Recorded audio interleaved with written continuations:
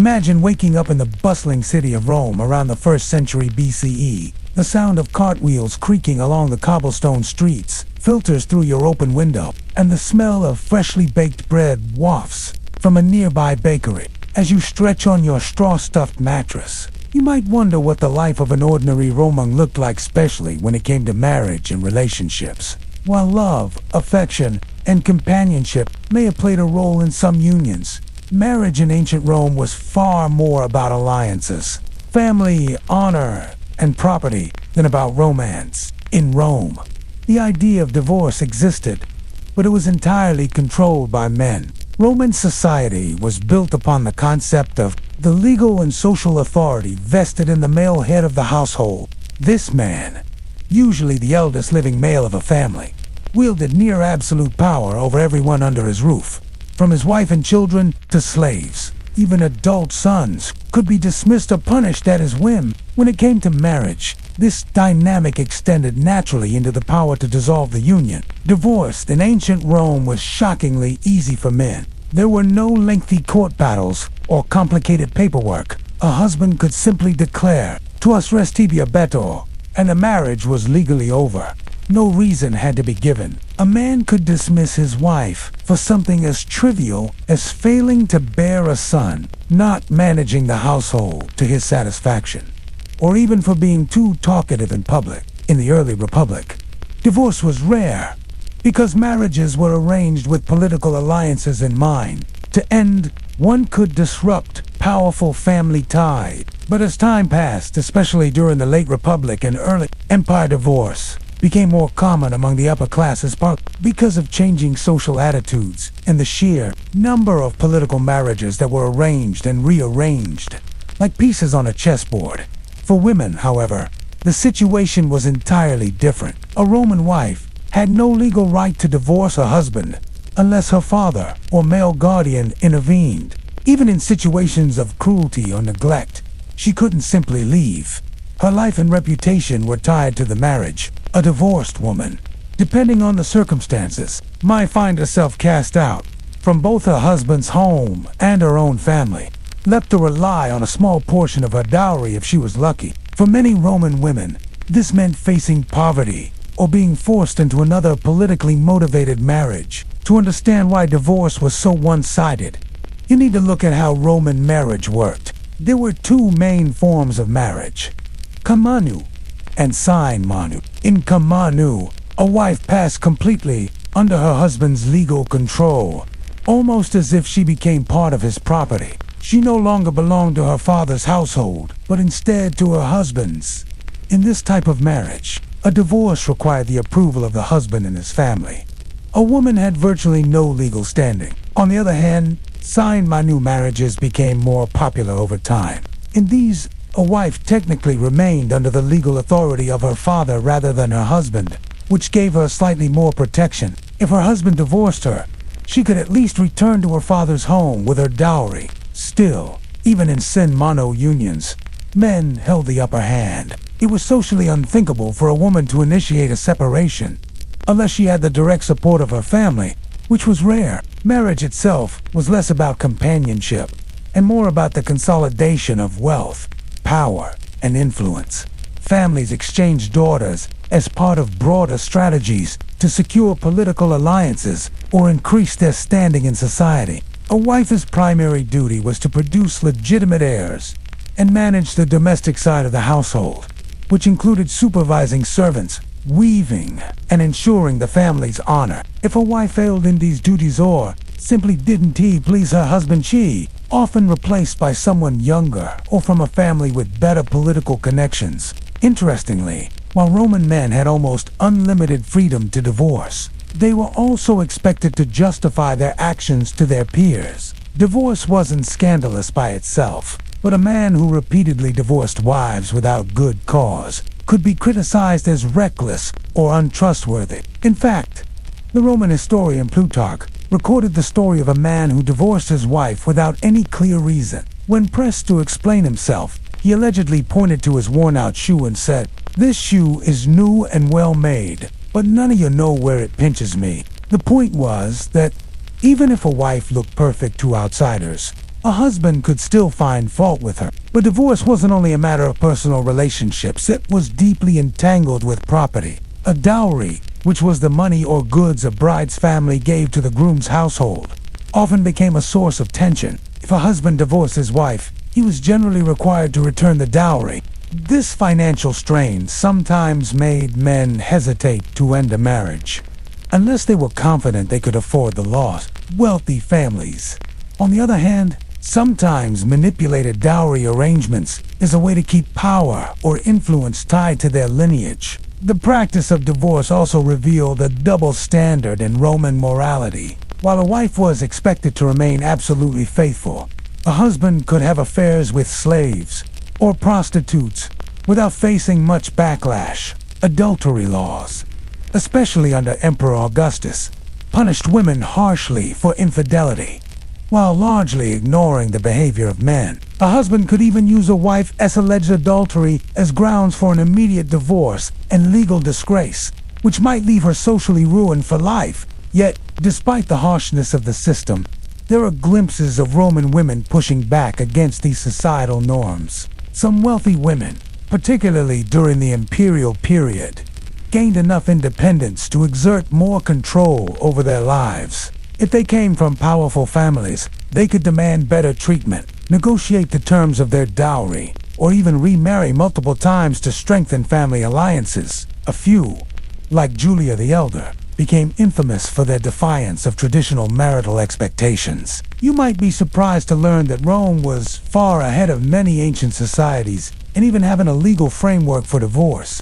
In cultures like ancient Egypt or Greece, the concept of divorce was either non-existent or so rare that it barely appeared in historical records. Rome, with its organized legal system, not only allowed for marriage dissolution, but also documented it.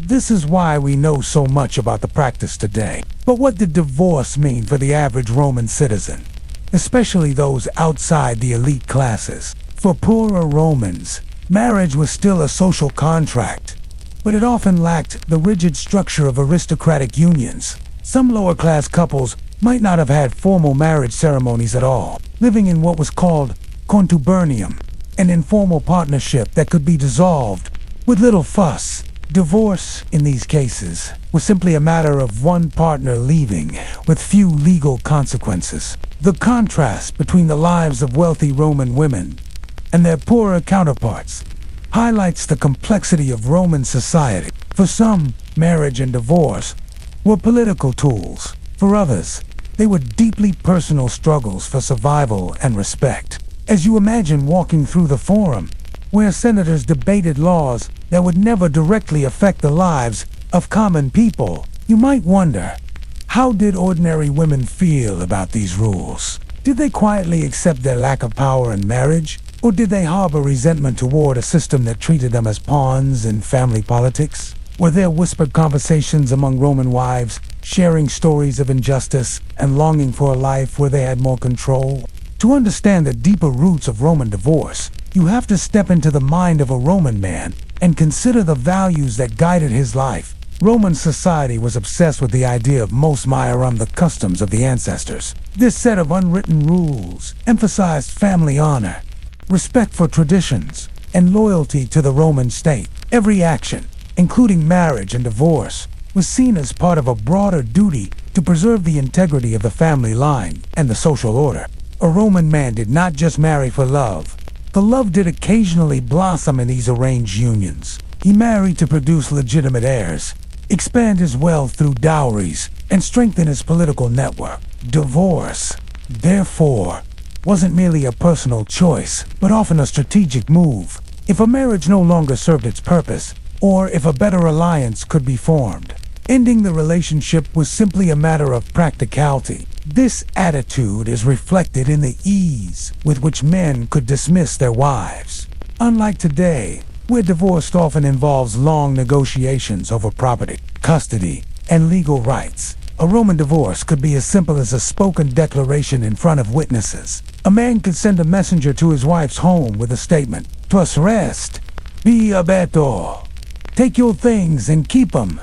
And the marriage was over. But it wasn't always as cold as it sounds. Some marriages ended with mutual understanding, especially among the wealthy classes, where both families recognized the strategic advantage of a new match. In fact, elite women, though legally disadvantaged, were often shrewd players in the marriage game. Through their fathers or brothers, they could sometimes influence whether a marriage continued or ended, particularly if the political benefits had worn out. One reason for the rise of divorce in Rome during the late Republic and early Empire was the increasing visibility of powerful and independent women. Women like Cornelia, the mother of the Gracchi brothers, and Livia Drusilla, the wife of Emperor Augustus, became admired figures not just for their domestic roles, but for their intelligence and influence. While they may not have had direct control over divorce, their presence in political and social life shifted expectations slightly. A woman with a wealthy family behind her could negotiate the return of her dowry and remarry on her own terms, something nearly impossible in earlier times. The practice of returning the dowry during divorce was significant.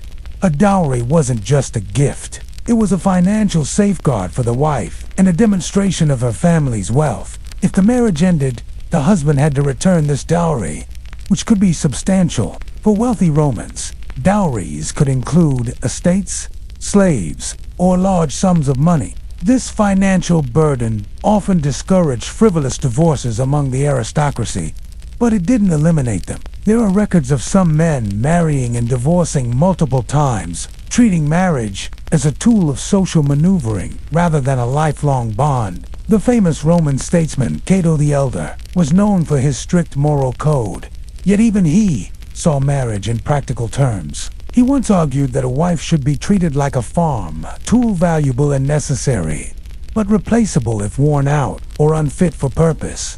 This view might sound shocking today, but it reflects the utilitarian approach Romans took to marriage and family life.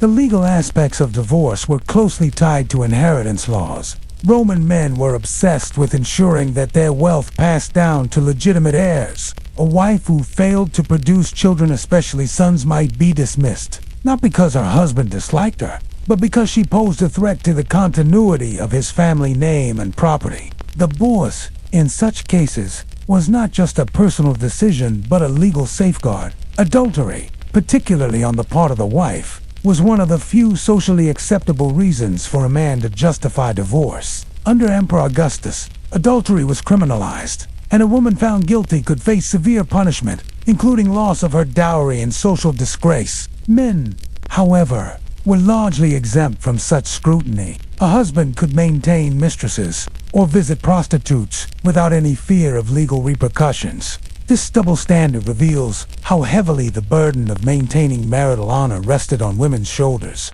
The historian Tacitus noted that by the 1st century CE, divorce had become almost fashionable among the Roman elite. Wealthy men and women alike married and divorced multiple times, each union lasting only as long as it served the family's political or financial interests. Some women, such as the notorious Julia the Elder, daughter of Augustus, went through several husbands in a bid to maintain her social standing and independence. While Julia's life was marked by scandal, it also highlights how some women, despite the limitations of Roman law, learned to navigate the marital system to their advantage. For ordinarious Roman women, however, life was far less flexible. A woman from a modest family might have no choice but to endure an unhappy marriage. If her husband divorced her, she might find herself without financial security, since her dowry might not be substantial or might be withheld. Even if she did nothing wrong,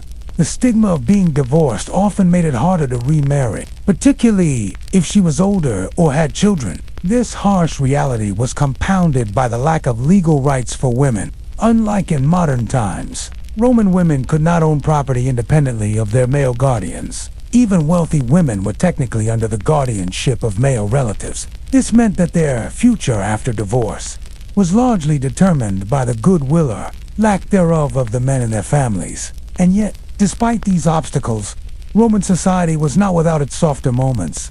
There are stories of husbands and wives who genuinely cared for one another, who stayed together through thick and thin, and who treated marriage as more than just a political alliance. letters, and epitaphs.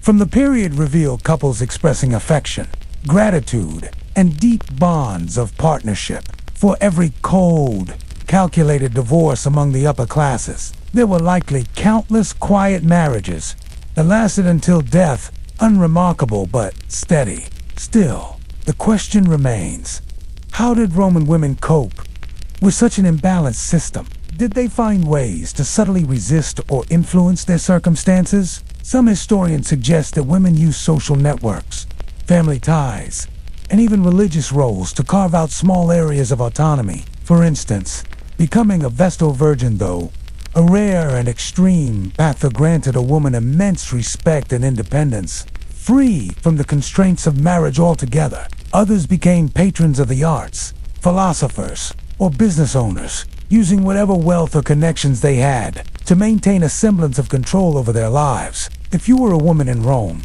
what would you do if your marriage was crumbling and you had no legal way to escape? Would you quietly accept your fate, or would you turn to your family for support? Perhaps you would hope for a husband who saw you as more than a political pawn, someone who valued you as a partner rather than just a tool for producing heirs. As the Roman Empire grew wealthier and more cosmopolitan, social attitudes toward marriage continued to evolve. But the imbalance in divorce rights remained a constant reminder of how unequal the system truly was. Even as some women gained more social freedom, the fundamental structure of Roman law ensured that men always had the final say.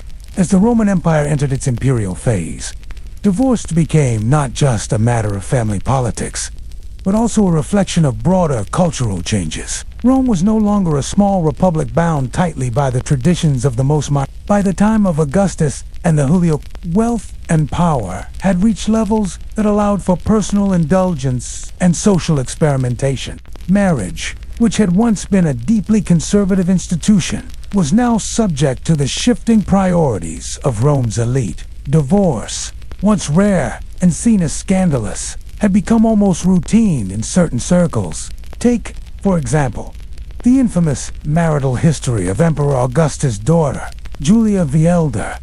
Julia was known for her wit, charm, and intelligence, but she also became notorious for her numerous affairs and marriages. Augustus, who had tried to position her as the perfect symbol of Roman virtue, was deeply embarrassed when her personal life turned into a public scandal. He married her off several times to strengthen political alliances, but each marriage ended in disgrace or divorce. Julia's life illustrates not only the lack of autonomy women faced, but also the hypocrisy of Roman society, where women were expected to embody chastity and loyalty, while men freely pursued their own pleasures. Even emperors were not immune to the complexities of Roman marriage and divorce. Julius Caesar, long before he became dictator, divorced his wife Pompey with the famous statement, "Caesar's wife must be above suspicion." This was after a scandal involving the infiltration of the women-only Bona Dea festival. Though there was no evidence that Pompey had done anything wrong,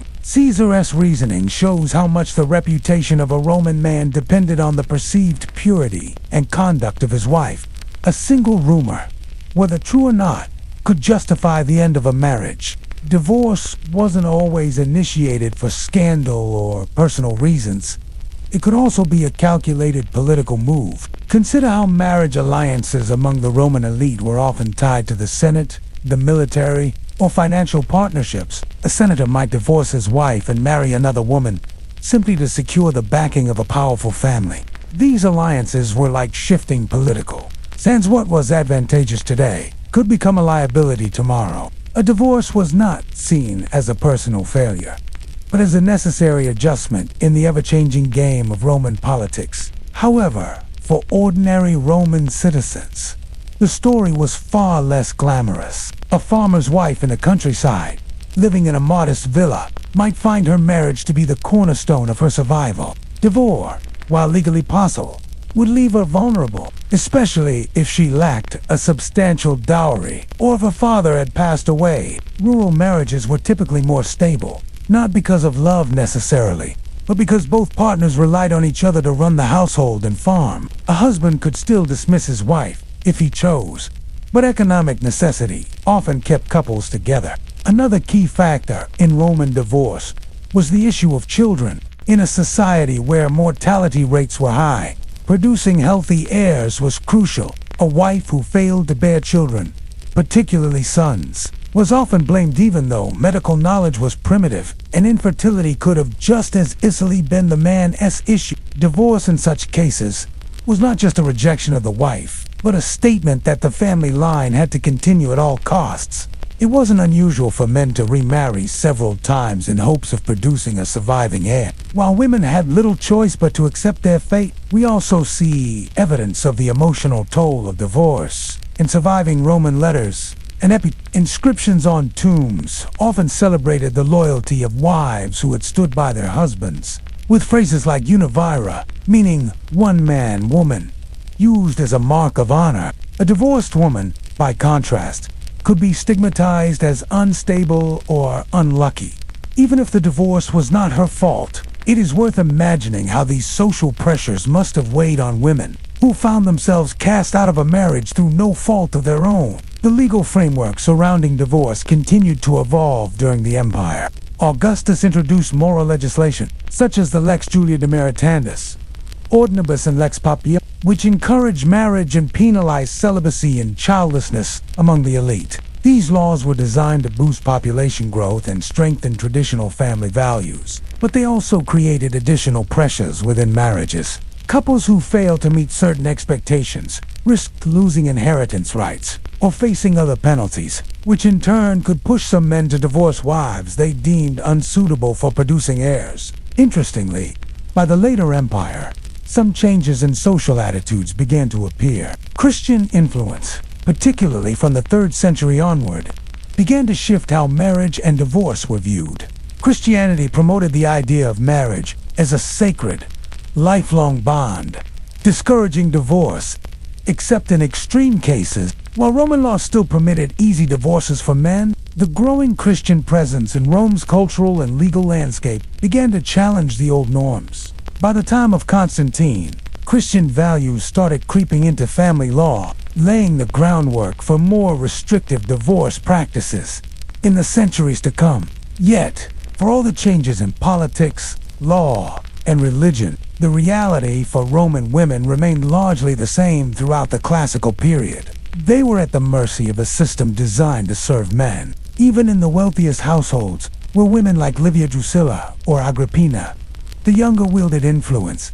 Their power was indirect. They maneuvered behind the scenes, using wit, charm, and family ties to protect themselves and their children from the whims of their husbands or imagine, for a moment, being a Roman woman during these times. Perhaps you are married to a senator who spends most of his time in the forum or on military campaigns. You manage the household, oversee the slaves, and ensure that the family's social obligations are met. Then, one day, a servant delivers the dreaded words from your husband.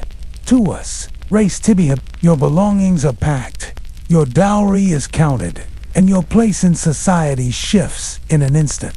What do you do next? Do you return to your father's house if he is still alive? Do you hope for another marriage, perhaps to a man of lower rank, simply to have security? Or do you, like a few bold women of the age, seek independence and control over your own destiny? Divorced in ancient Rome may seem brutally pragmatic, but it also reveals a great deal about the values of the time: power, reputation, family, honor, and social order. For men, divorce was another tool in their arsenal, a way to cut ties and reforge alliances as needed. For women, it was often a turning point, a moment that defined the rest of their lives, for better or worse. In the end, the story of Roman divorce isn't just about laws or customs. It's about the quiet, often invisible struggles of those who lived within the framework of an unequal society.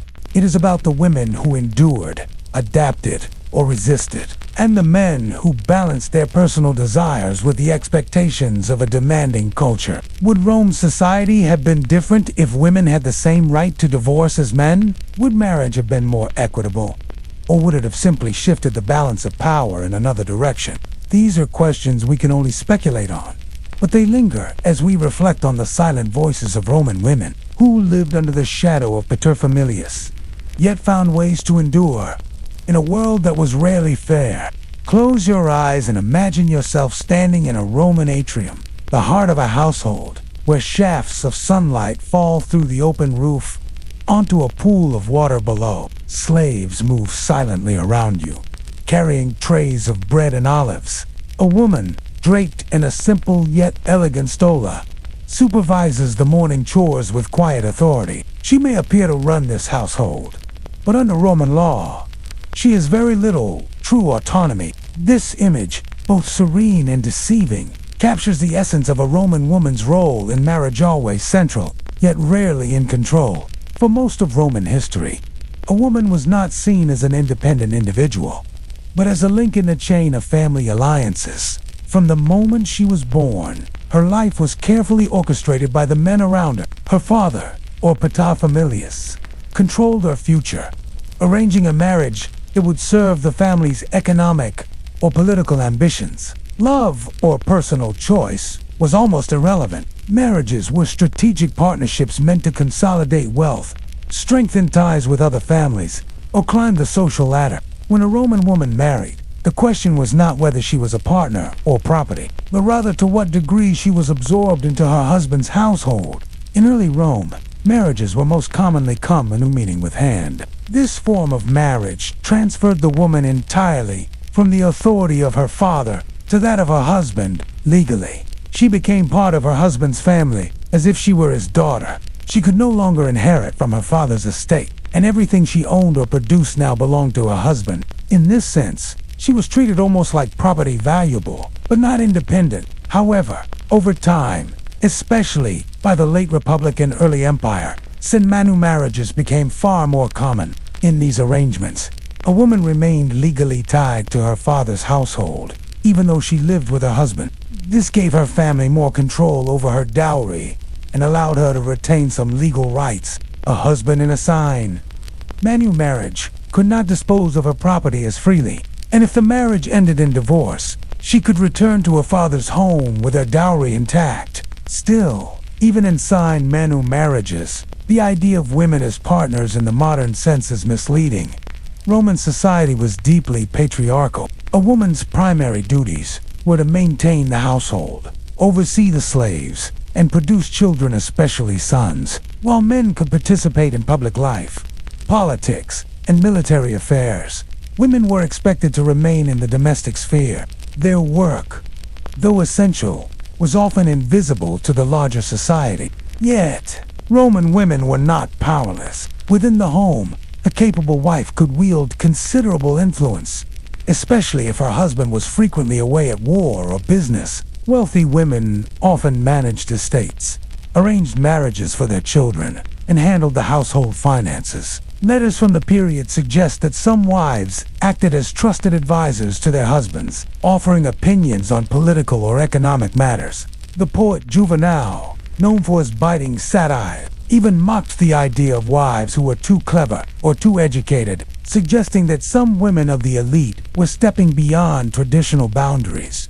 Education for women in Rome was not as extensive as for men, but daughters of wealthy families were often taught to read and write, manage accounts, and understand the basics of law skills necessary for running a household. Some women even gained fame as poets, philosophers, or business owners. The story of Eumacia, a wealthy matron from Pompeii who built a grand public building with her funds, demonstrates that women could achieve remarkable influence when they had both wealth and determination. But even for these exceptional women, marriage was rarely about personal freedom. The dowry system ensured that a woman's financial worth was tied to her marriage prospects. A large dowry could make a woman highly desirable as a bride, while a small or non-existent dowry could relegate her to marrying someone of lower status or remaining unmarried altogether. Dowries were not gifts, but investments. If a marriage ended, the dowry was returned to the woman's family, maintaining their economic leverage. The Roman legal system reinforced the idea that women were perpetual. A woman could not vote, hold public office, or serve in the military. Even wealthy widows, who technically had more independence, were often placed under the guardianship of male relatives. The term tutela mulierum described this legal guardianship. which persisted unless a woman reached an unusual degree of independence, such as through the death of all her male guardians or, later, by special imperial decree.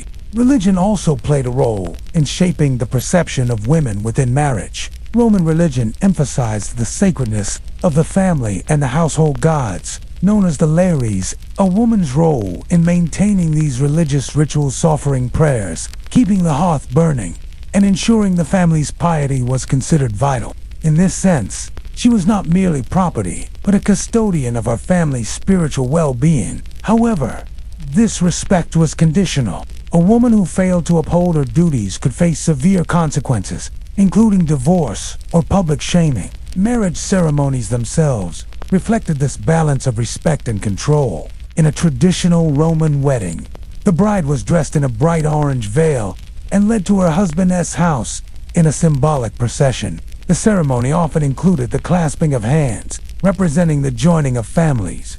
Despite the seemingly equal symbolism, the underlying message was clear. The woman was transitioning from the authority of one man to another. What about affection or love? While the Romans did write about love, consider the passionate poetry of Catullus, or overly romantic love was not the foundation of most marriages. Many marriages, especially among the elite, were arranged when the bride and groom were still children or teenagers. A young girl might marry a man twice her age or older, often meeting him only shortly before the wedding. Over time, some couples developed affection and companionship, but the initial purpose of the marriage was rarely personal happiness. And yet, not all Roman marriages were cold or transactional. Inscriptions on tombstones often reveal genuine affection between husbands and wives. One particularly touching epitaph found in Rome reads, "To my most chaste and loving wife, who is dearer to me than life itself." These glimpses of tenderness suggest that while the system was rigid, human emotions could still flourish within it. Still, the underlying question remains, was a Roman wife truly a partner, or was she closer to being property? The answer lies somewhere in between. She was indispensable to the household, a symbol of family honor, and the mother of future citizens. But legally, she was always under the authority of a man. Her worth was measured not just by her character or talents, but by the wealth, alliances, and heirs she brought into the marriage. Consider what life might have felt like for a Roman girl on her wedding day. Perhaps she is only 14, her hair carefully arranged, her dowry negotiated by her father weeks ago. She walks to her husband's home, surrounded by relatives and guests, not knowing much about the man she is marrying. Will he treat her with kindness, or see her as a mere extension of his estate? Will she be able to manage his household with confidence, or will she find herself overshadowed by his mother or sisters? Her future, in many ways, is no longer her own to shape. As the empire expanded and Rome grew more cosmopolitan, the roles of women began to shift, at least among the upper classes. Wealthy women could inherit property, run businesses, and even own slaves. But these privileges were always tied to their family connections. True independence was elusive. So, how did Roman women themselves view marriage? Did they see it as a form of servitude, or as a duty to be fulfilled for the good of the family? The truth is that their voices are largely lost to history. While we have countless writings from Roman lawyers, poets, historians, we have very few direct accounts from women. The fragments we do have, such as letters or hint at a complex range of experiences. Some women were content, others bitter, and still others fiercely proud of the roles they played in their households. To truly understand the role of Roman women in marriage, we must explore the daily life that defined their existence. Picture a Roman matron at dawn. Her day might begin with overseeing household tasks, directing slaves to prepare meals, checking the storerooms, and organizing the weaving of cloth for the family's garments.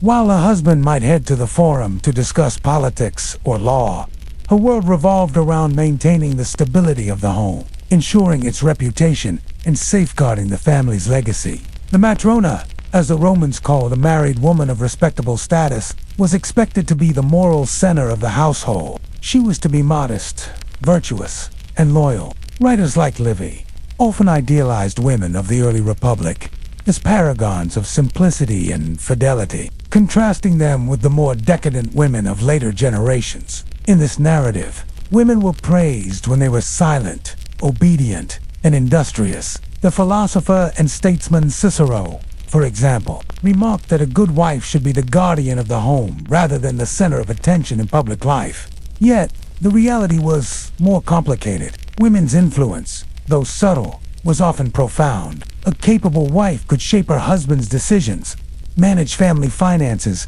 and forge alliances behind the scene. She might even act as a mediator between her husband and other powerful families.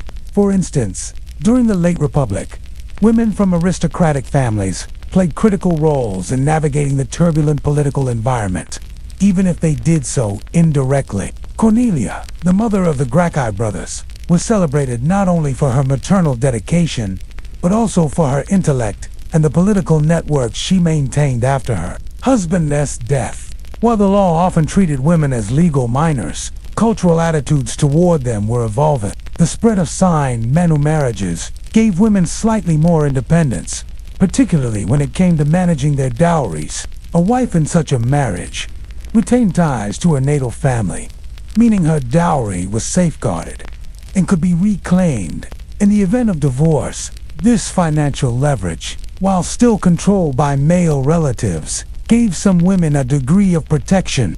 Wealthy women, especially widows, could sometimes exercise remarkable economic power by financing public works or lending money to merchants and politicians. Marriage contracts also revealed the business-like nature of Roman unions. These contracts meticulously outlined the dowry, property rights, and obligations of both parties. In many ways, they read like legal agreements between two families rather than two individuals. A woman's dowry was not just a symbol of her family's wealth, but a safety net, ensuring that she could support herself in case of widowhood or divorce. For this reason, families took great care to negotiate favorable terms. Still, despite these measures, women were often caught in the crossfire of politics and ambition. Consider the case of Clodia Metelli, a member of the powerful Claudian family. She became infamous for her intelligence, wit, and scandalous personal life, so much so that the poet Catullus wrote passionate verses about his love for her, referring to her as Lesbia. While some Roman men viewed her as dangerously independent, others saw her as a woman navigating a society that gave her few legitimate avenues for influence. Another aspect of Roman marriage that shaped women's roles was their responsibility for producing heirs. In a society obsessed with lineage and inheritance, a wife's success was often measured by the number and health of her children, especially sons.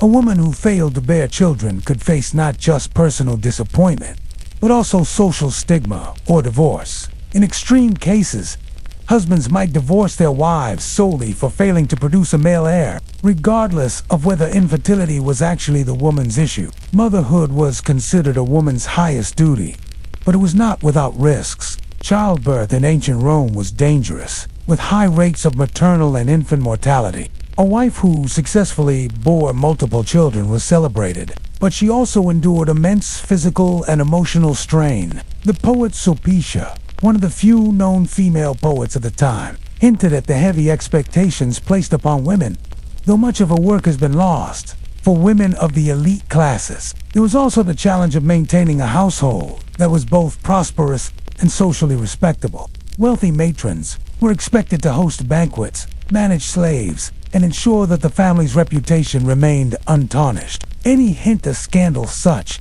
as rumors of infidelity, could lead to public humiliation or divorce.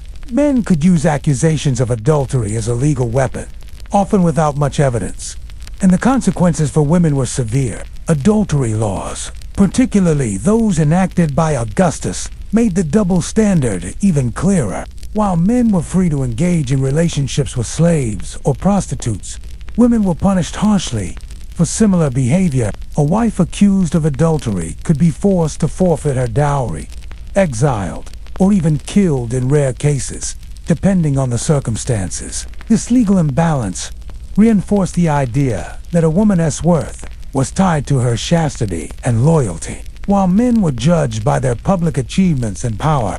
But what about women of the lower classes? Their marriages were often less formal, sometimes lacking elaborate ceremonies or written contracts. For these women, survival took precedence over social appearances. They might work alongside their husbands in trades, farming, or market stalls. While they had fewer rights than elite women, they also had fewer expectations placed upon them regarding status and propriety.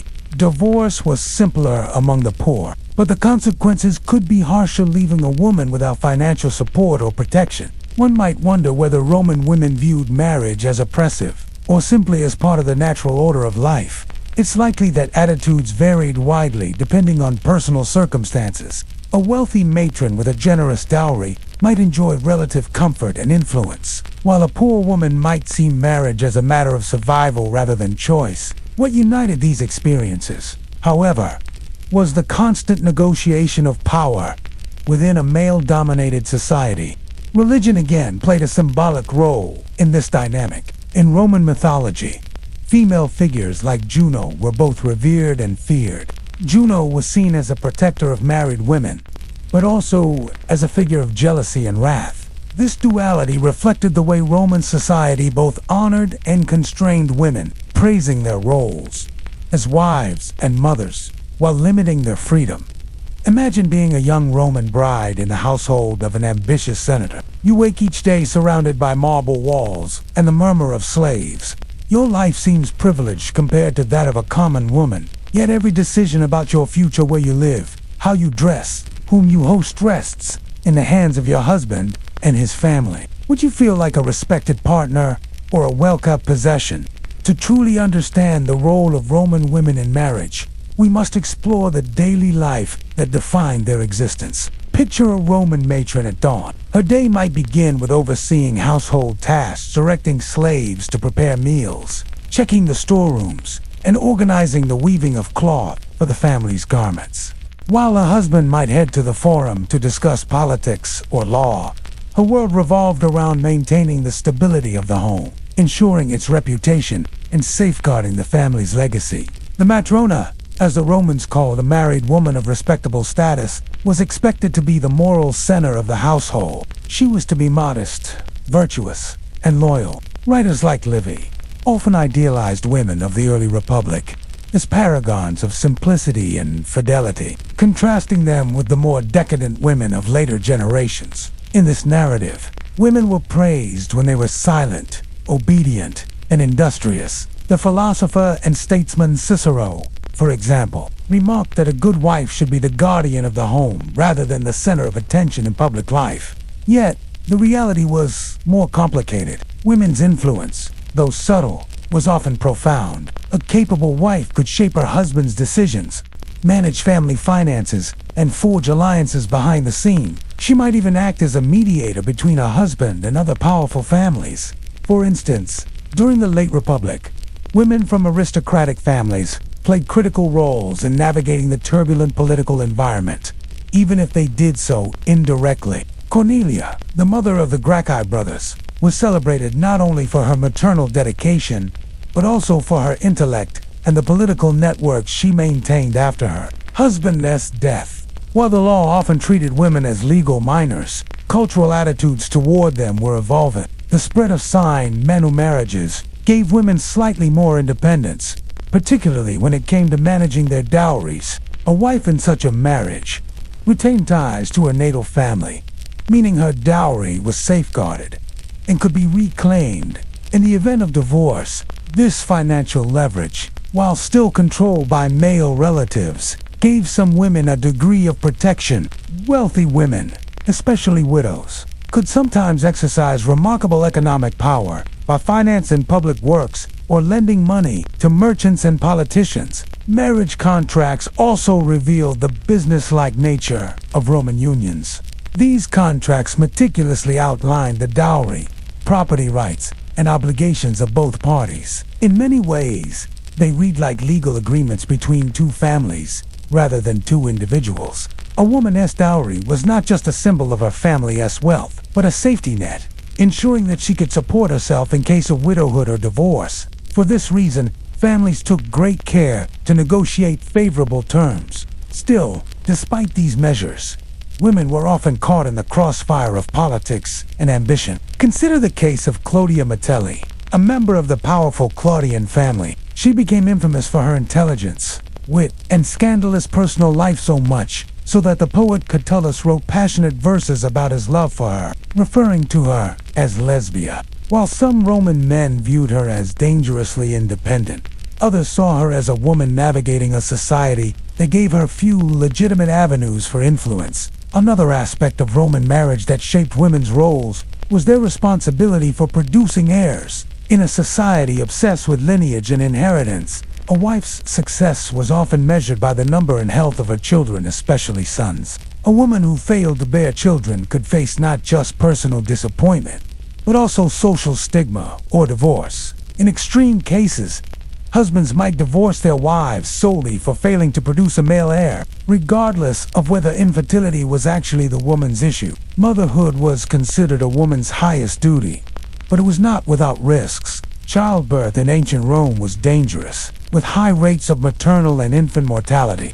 A wife who successfully bore multiple children was celebrated, but she also endured immense physical and emotional strain. The poet Sulpicia, one of the few known female poets of the time, hinted at the heavy expectations placed upon women, though much of her work has been lost. For women of the elite classes, there was also the challenge of maintaining a household that was both prosperous and socially respectable. Wealthy matrons were expected to host banquets, manage slaves, and ensure that the family's reputation remained untarnished. Any hint of scandal, such as rumors of infidelity, could lead to public humiliation or divorce. Men could use accusations of adultery as a legal weapon, often without much evidence, and the consequences for women were severe. Adultery laws, particularly those enacted by Augustus, made the double standard even clearer. While men were free to engage in relationships with slaves or prostitutes, women were punished harshly for similar behavior. A wife accused of adultery could be forced to forfeit her dowry, exiled, or even killed in rare cases, depending on the circumstances. This legal imbalance reinforced the idea that a woman's worth was tied to her chastity and loyalty, while men were judged by their public achievements and power. But what about women of the lower classes? Their marriages were often less formal, sometimes lacking elaborate ceremonies or written contracts. For these women, survival took precedence over social appearances. They might work alongside their husbands in trades, farming, or market stalls. While they had fewer rights than elite women, they also had fewer expectations placed upon them regarding status and propriety. Divorce was simpler among the poor, but the consequences could be harsher, leaving a woman without financial support or protection. One might wonder whether Roman women viewed marriage as oppressive, or simply as part of the natural order of life. It's likely that attitudes varied widely depending on personal circumstances. A wealthy matron with a generous dowry might enjoy relative comfort and influence, while a poor woman might see marriage as a matter of survival rather than choice. What united these experiences, however, was the constant negotiation of power within a male-dominated society. Religion again played a symbolic role in this dynamic. In Roman mythology, female figures like Juno were both revered and feared. Juno was seen as a protector of married women, but also as a figure of jealousy and wrath. This duality reflected the way Roman society both honored and constrained women, praising their roles as wives and mothers while limiting their freedom. Imagine being a young Roman bride in the household of an ambitious senator. You wake each day surrounded by marble walls and the murmur of slaves. Your life seems privileged compared to that of a common woman, yet every decision about your future, where you live, how you dress, whom you host, rests in the hands of your husband and his family. Would you feel like a respected partner or a well-kept possession?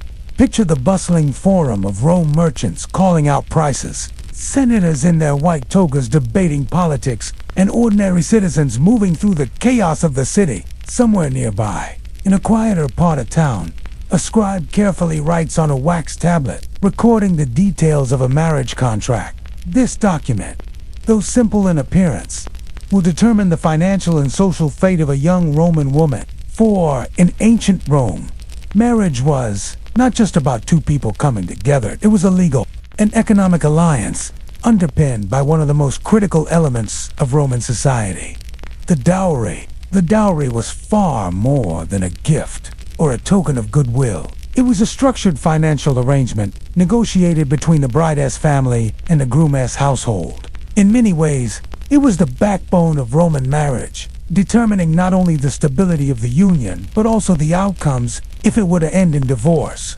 For the bride's family, the dowry was a means of ensuring her security and her standing within the new household. For the groom, it was both a symbol of the alliance and an important economic asset, one that could be used to manage the expenses of running a household. Dowries could include a wide range of assets: coins, jewelry, land, slaves, or even ongoing payments over time. The size of the dowry was directly tied to the bride's social rank and her family's wealth.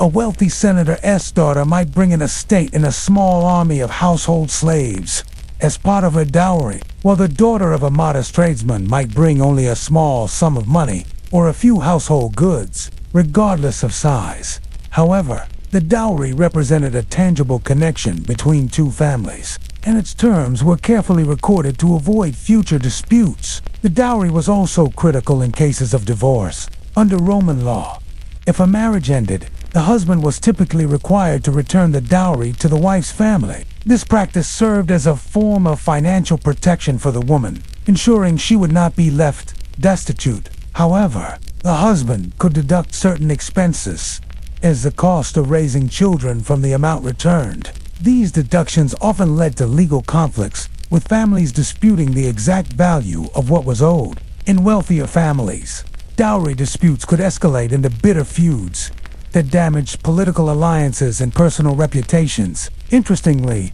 the dowry also acted as an incentive for husbands to avoid unnecessary divorces. A man who divorced his wife without good reason risked losing a significant portion of his wealth, especially if her dowry was large. On the other hand, men who married for political or economic advantage often used dowries as stepping stones to build their power. Marriages were frequently arranged, not for love, but for strategic gain, with dowries serving as the buy-in for these alliances. But dowries were not just financial tools. They carried immense social weight.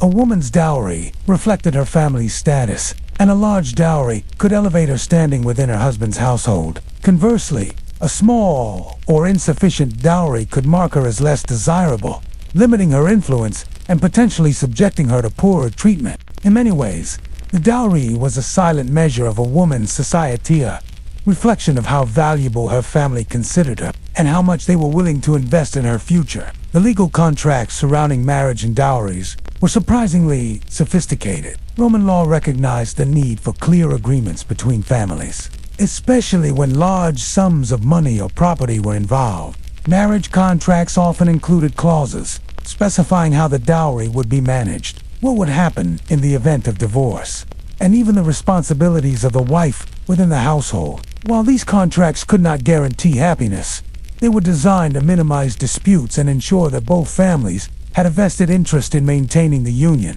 Yet, despite these legal safeguards, divorce was always a looming possibility, and with it came social stigma. While Roman men could divorce relatively easily, a divorced woman often bore the brunt of public judgment. Even if she had done nothing wrong, the mere fact that her marriage had ended could lead to whispers about her character, her ability to fulfill her domestic duties, or her worthiness as a wife. For women of the elite classes, this stigma could be particularly damaging, as reputation was everything in Roman society. A divorced woman might find it difficult to remarry, especially if her former husband spread rumors or blamed her for the dissolution of the marriage. The poet Martial once mocked a woman who had been married multiple times, implying that she treated marriage like a revolving door. His biting words reflect the double standard of the era. While men could remarry as often as they liked, often for political advantage, women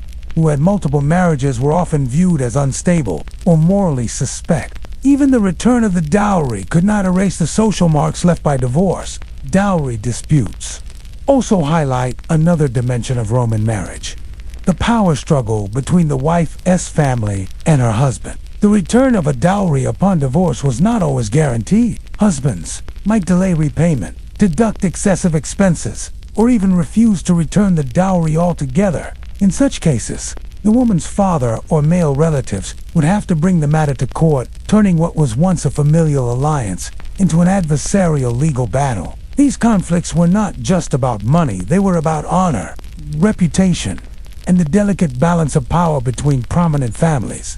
For poorer Romans, the dynamics of dowries and legal contracts were simpler but no less significant. A small dowry might represent years of savings for a family, and its loss could be devastating.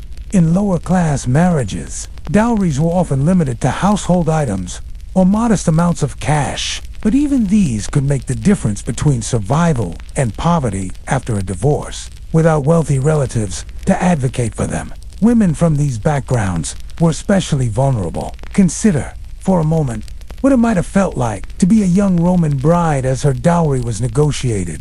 Imagine sitting quietly while your father and your future husband discuss the exact value of your worth, your jewelry, your land, your expected duties, all laid out like items in a market transaction. Would you feel honored that your family had invested so much in your future, or would you feel reduced to a financial calculation? The answer might depend on the marriage that followed, and on whether that dowry provided you with true security, or simply tethered you more tightly to a life you could not control. Dowries, in many ways, symbolized the intersection of love, duty, and economics in Roman society. They were not just about wealth, but about stability, reputation, and the enduring power of family ties. A woman with a generous dowry could hold a certain level of influence, but her life was still bound by the expectations of her husband and his family. As the Roman Empire grew, dowries became even more elaborate. Wealthy families began to compete, not just in political power, but in the size and splendor of the dowries they provided for their daughters. This, in turn, increased the stakes of marriage and divorce. A man who divorced a wealthy wife would have to return a fortune, and a woman with a large dowry could often command more respect within the marriage, simply because her family's wealth gave her leverage. But all this raises a question. Did dowries truly protect women, or did they merely reinforce the idea that a woman's value lay in her economic contribution to a household? Picture the bustling forum of Rome merchants calling out prices, senators in their white togas debating politics, and ordinary citizens moving through the chaos of the city. Somewhere nearby, in a quieter part of town, a scribe carefully writes on a wax tablet, recording the details of a marriage contract. This document, though simple in appearance, will determine the financial and social fate of a young Roman woman. For in ancient Rome, marriage was not just about two people coming together. It was a legal and economic alliance underpinned by one of the most critical elements of Roman society, the dowry. The dowry was far more than a gift or a token of goodwill. It was a structured financial arrangement negotiated between the bride's family and the groom's household. In many ways, it was the backbone of Roman marriage, determining not only the stability of the union, but also the outcomes if it were to end in divorce. For the bride's family, the dowry was a means of ensuring her security and her standing within the new household. For the groom, it was both a symbol of the alliance and an important economic asset, one that could be used to manage the expenses of running a household. Dowries could include a wide range of assets: coins, jewelry, land, slaves, or even ongoing payments over time. The size of the dowry was directly tied to the bride's social rank and her family's wealth. A wealthy senator's daughter might bring an estate and a small army of household slaves as part of her dowry, while the daughter of a modest tradesman might bring only a small sum of money or a few household goods, regardless of size. However, the dowry represented a tangible connection between two families, and its terms were carefully recorded to avoid future disputes. The dowry was also critical in cases of divorce. Under Roman law, if a marriage ended, the husband was typically required to return the dowry to the wife's family. This practice served as a form of financial protection for the woman, ensuring she would not be left destitute. However, the husband could deduct certain expenses as the cost of raising children from the amount returned. These deductions often led to legal conflicts, with families disputing the exact value of what was owed. In wealthier families, dowry disputes could escalate into bitter feuds that damaged political alliances and personal reputations. Interestingly, the dowry also acted as an incentive for husbands to avoid unnecessary divorces. A man who divorced his wife without good reason risked losing a significant portion of his wealth, especially if her dowry was large. On the other hand, men who married for political or economic advantage often used dowries as stepping stones to build their power. Marriages were frequently arranged, not for love, but for strategic gain, with dowries serving as the buy-in for these alliances. But dowries were not just financial tools. They carried immense social weight. A woman's dowry reflected her family's status, and a large dowry could elevate her standing within her husband's household. Conversely, a small or insufficient dowry could mark her as less desirable, limiting her influence and potentially subjecting her to poorer treatment. In many ways, the dowry was a silent measure of a woman's societia, reflection of how valuable her family considered her and how much they were willing to invest in her future. The legal contracts surrounding marriage and dowries were surprisingly sophisticated. Roman law recognized the need for clear agreements between families, especially when large sums of money or property were involved. Marriage contracts often included clauses specifying how the dowry would be managed, what would happen in the event of divorce, and even the responsibilities of the wife within the household. While these contracts could not guarantee happiness, they were designed to minimize disputes and ensure that both families had a vested interest in maintaining the union. Yet, despite these legal safeguards, divorce was always a looming possibility, and with it came social stigma. While Roman men could divorce relatively easily, a divorced woman often bore the brunt of public judgment. Even if she had done nothing wrong, the mere fact that her marriage had ended could lead to whispers about her character, her ability to fulfill her domestic duties, or her worthiness as a wife. For women of the elite classes, this stigma could be particularly damaging, as reputation was everything in Roman society. A divorced woman might find it difficult to remarry, especially if her former husband spread rumors or blamed her for the dissolution of the marriage. The poet Martial once mocked a woman who had been married multiple times, implying that she treated marriage like a revolving door. His biting words reflect the double standard of the era. While men could remarry as often as they liked, often for political advantage, women who had multiple marriages were often viewed as unstable or morally suspect. Even the return of the dowry could not erase the social marks left by divorce.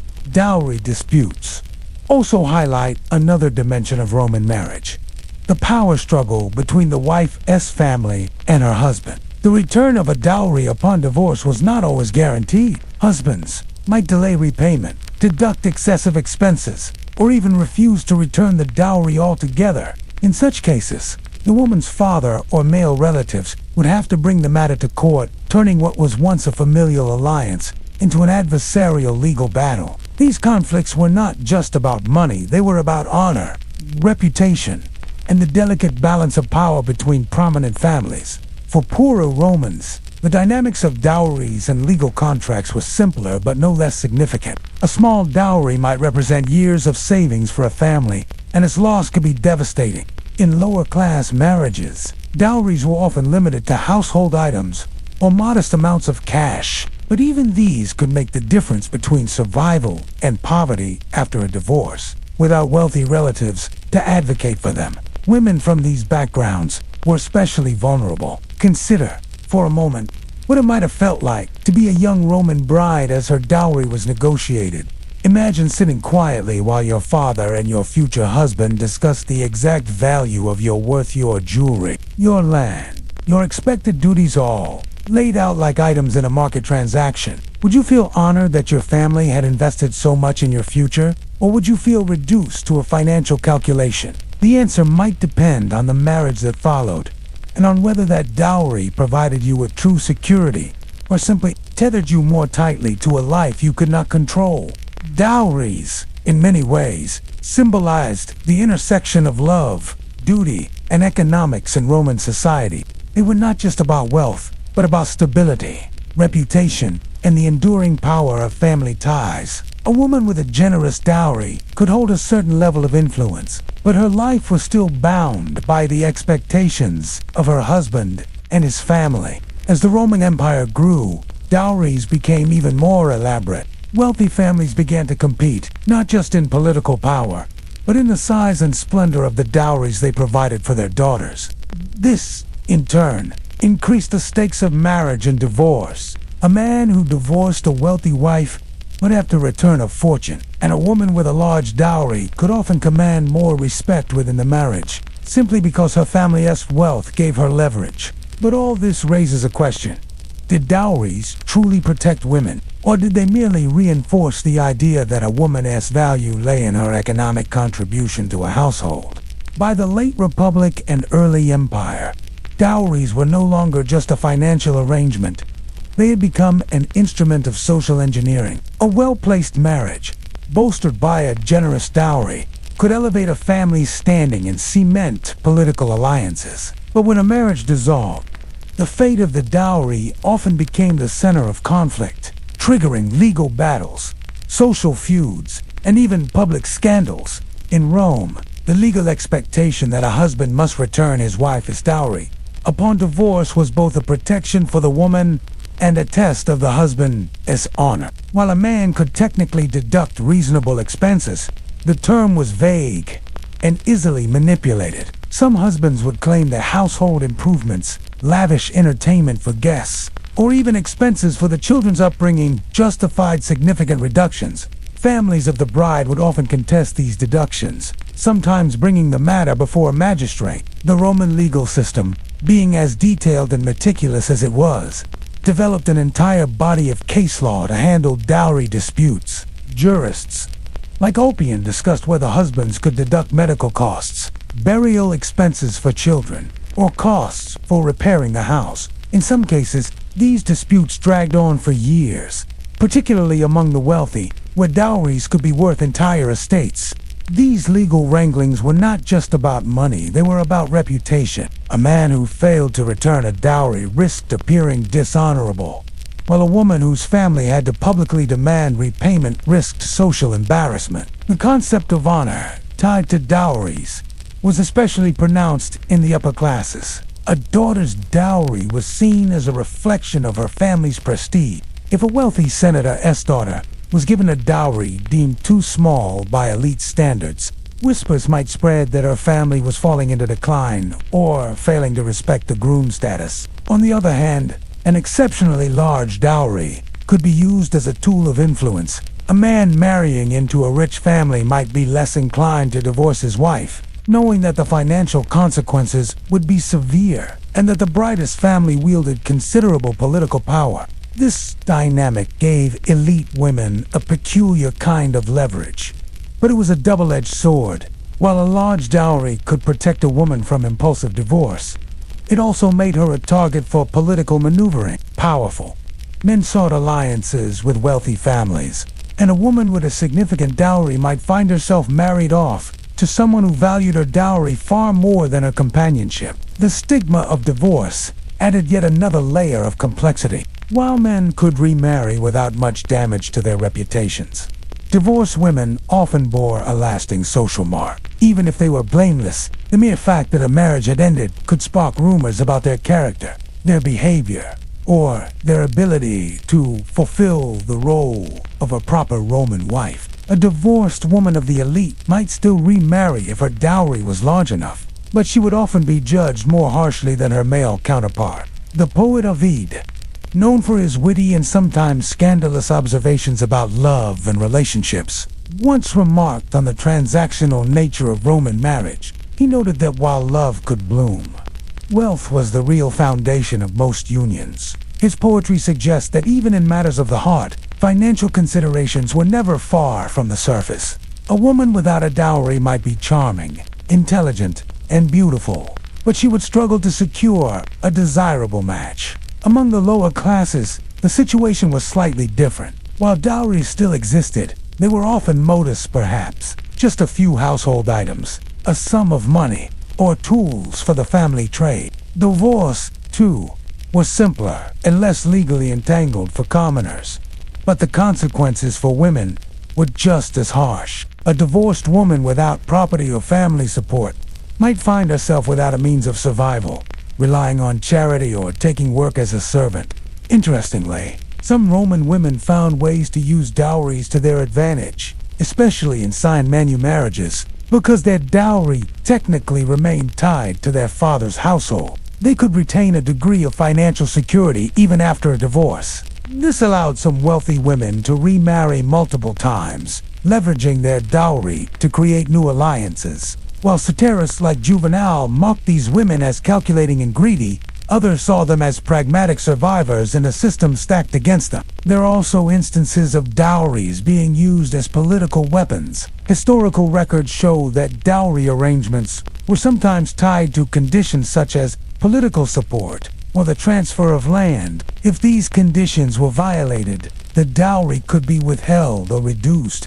In this sense, a dowry was not just a financial safety net for the woman, but also a tool for her family to maintain leverage over the husband. Yet, for all the legal protections and strategic value of dowries, the underlying question remains: did they truly empower women, or did they reinforce their status as commodities?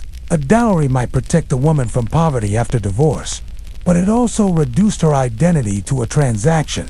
Her worth was measured not by her intellect, her character, or her abilities, but by the value of the assets she brought to a marriage. Imagine a young Roman woman, newly divorced, walking through the streets of Rome.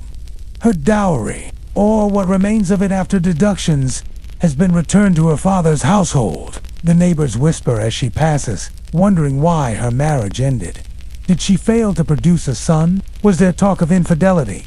Whether true or not, her future now hinges on whether her family can negotiate another advantageous match, and on whether the size of her dowry is enough to overcome the social stain of divorce. The tension between financial security and social perception made divorce a delicate matter for Roman families. Fathers were often reluctant to let their daughters marry men of uncertain character or finances, fearing that a divorce would not only return the diminished dowry, but also damage the family's honor. As a result, marriage negotiations were as much about assessing the reliability of the groom as they were about calculating the financial terms. As time went on, the Christianization of Rome began to shift the meaning of dowries and divorce. Christian teachings emphasized the sanctity of marriage and discouraged divorce except under extreme circumstances. This gradually reduced the frequency of dowry disputes, as fewer marriages were dissolved. However, the dowry remained an important institution, and in some ways, it became even more critical, as Christian ideals placed greater emphasis on the stability and permanence of marriage. The story of Roman dowries, legal contracts, and divorce reveals a society that valued order, wealth, and family honor above individual choice. While dowries provided a form of security for women, they also served as a constant reminder of the transactional nature of their place in society. A woman might be beloved by her husband and respected by her community, but her ultimate value was often measured in coins, land, or slaves. Would Roman society have evolved differently if dowries had not existed? Would women have been treated more as equals, or would other forms of financial control have emerged in their place? These questions linger as we look back on a world where marriage was less about love and more about the careful negotiation of wealth, power, and reputation. Divorce in ancient Rome might have been common, but among the elite, it often became a public spectacle for the wealthiest and most powerful Romans. Marriage was rarely a matter of private affection. It was a political alliance, a business contract, and sometimes a battlefield. When these high-profile unions dissolved, the entire city took notice, whispering about scandals that could ripple through families, senate halls, and even the imperial palace. The lives of Rome's upper classes were heavily scrutinized, and their divorces were no exception. For politicians, generals, and emperors, marriage was a tool for building alliances. Ending one meant severing those alliances, often with dramatic consequences. And when personal drama intertwined with public ambition, the results were often scandalous. becoming fodder for gossip that spread from the bustling forum to the taverns and marketplaces. One of the earliest and most famous examples comes from Julius Caesar himself. Caesar's divorce from Pompey is remembered less for the marriage itself and more for the circumstances surrounding it. Pompey was accused of being involved in a scandal during the Bona Dea festival, a sacred ceremony attended only by women. A young patrician named Publius Clodius, who could disguise himself as a woman, and sneaked into the event, allegedly to pursue an affair with While no evidence proved Pompey's guilt, the mere suspicion was enough for Caesar to end the marriage. His statement, "Caesar's wife must be above suspicion," became legendary, symbolizing the importance of reputation among Rome's elite. This divorce wasn't just a personal decision, it was a political calculation. Caesar's career was on the rise, and any hint of scandal involving his household could have tarnished his image. By divorcing Pompey, he signaled to the Senate and the people of Rome that he valued honor above personal ties. Yet, for Pompey, the divorce meant public disgrace, even though she may have been innocent of any wrongdoing. Another famous divorce scandal involved the notorious politician and general Mark Antony. Antony's love life was a matter of constant public fascination, particularly his marriages and divorces. His political marriage to Octavia, the sister of Octavian, was intended to solidify a fragile alliance between the two men. However, Antony's affair with Cleopatra of Egypt ultimately destroyed both the marriage and the alliance.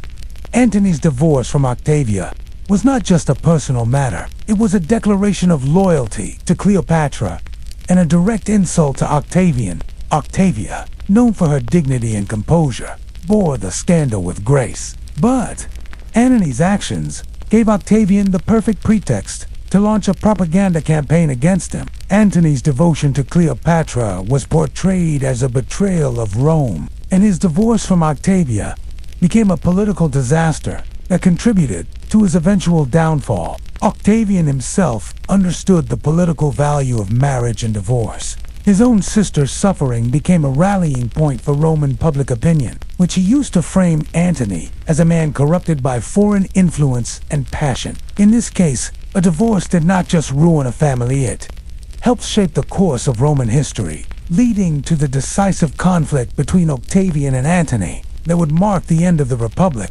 Divorce scandals were not limited to men. Elite Roman women could also be at the center of controversy, especially if they were seen as stepping outside the strict boundaries of traditional Roman virtue. Consider the case of Julia, the elder, the daughter of Augustus. Julia was married multiple times for political reasons.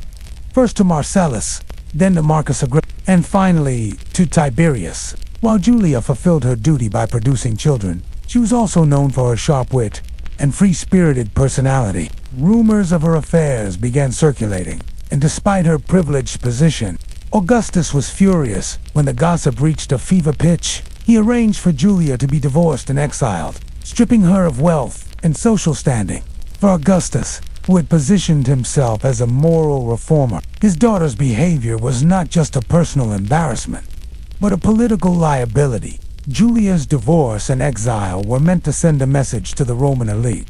Even the emperor, as family was not above the moral laws he championed. The Roman poet Ovid, who lived during Augustus' reign, made sly references to Julia's scandals and to the hypocrisy of Roman society's moral expectations. His works, particularly Ars Amatoria, were seen as corrupting influences, and some historians speculate that his exile may have been connected to the wider scandals surrounding Julia and her lovers. What these cases reveal is that elite Roman marriages were never purely private affairs. They were public contracts, often brokered for the sake of power, and their dissolution carried consequences that extended far beyond the household. Divorce among the elite could change political alliances, alter the balance of power in the Senate, and even affect the succession of emperors. Even the philosopher and statesman Seneca commented on the growing frequency of divorces among the Roman elite. He lamented that some people treated marriage like a temporary arrangement,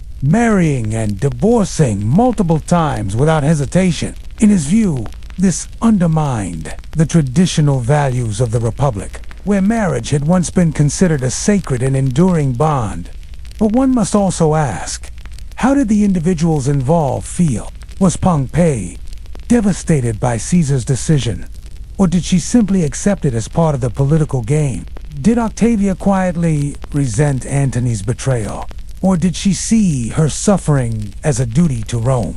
These personal stories, though often lost in a historical record, remind us that behind every public scandal were real lives, real emotions, and real consequences. Imagine being Julia the Elder, the daughter of the most powerful man in Rome. You have lived your entire life in the public eye, married off for political convenience. And now, your personal choices, your love affairs, your moments of rebellion are being used as weapons against your father's moral reforms. You are divorced, exiled, and made into an example for all Roman women. Would you feel anger, regret, or relief? Divorces among Rome's elite were also closely tied to inheritance and property. A woman like Julia, with a significant dowry and imperial connections, was not just a wife, she was a critical piece in the political chessboard of the empire. Her divorces and marriages affected not just her own life, but the fortunes of the most powerful families in Rome. Divorces among Rome's elite were more than personal ruptures, they were political earthquakes, capable of reshaping alliances and sparking public outrage. Every marriage between prominent families was a carefully woven web of power, wealth, and influence. A sudden divorce could send shockwaves through the political landscape, often inviting gossip, satire, and scrutiny from every corner of Roman society. One of the most notorious examples of marital scandal in Roman history involved Livia Drusilla, the future empress. Livia was already married to Tiberius Claudius Nero and pregnant with his child when she caught the eye of Octavian. Their mutual attraction and political alignment led to Livia divorcing her husband to marry Octavian. The timing of their union just months after the birth of her second son raised eyebrows among Romans, who considered it improper and indecent. Despite the scandal, Livia's marriage to Augustus became one of the most enduring political partnerships of the era. Livia proved herself to be not only a loyal wife, but also a shrewd advisor. While her divorce from her first husband was initially controversial, her status as Augustus' consort cemented her power and influence. Over time, Romans came to see her not as a scandalous figure, but as the ideal matron, embodying the virtues of dignity, loyalty, and discretion. Livia's story highlights an important point. In Rome, public opinion could be fickle. What began as a scandal could, over time, be reframed as destiny or even virtue, depending on the political narrative. However, not every divorced woman was so fortunate. Many were permanently stained by gossip and suspicion, no matter how blameless they might have been. Another infamous divorce scandal erupted during the reign of Emperor Nero. Nero's first wife, Claudia Octavia, was a beloved figure among the Roman people. She was dignified, modest, and everything a Roman empress was expected to be. But Nero, infatuated with Poppaea, Sabina sought to rid himself of Octavia. In a move that shocked Rome, Nero accused Octavia of infertility and later of adultery, a common tactic for divorcing wives in Rome. Even when the accusations were baseless, Octavia's divorce and subsequent exile caused an outpouring of public sympathy. Crowds gathered in her defense, and protests broke out in the streets of Rome. Known for his cruelty, responded by ordering Octavia's execution under the pretext of conspiracy. Her death turned her into a tragic symbol of innocence, destroyed by imperial excess. To this day, Octavia's story serves as a reminder of how divorce, when weaponized by the powerful, could lead to not just social ruin but death.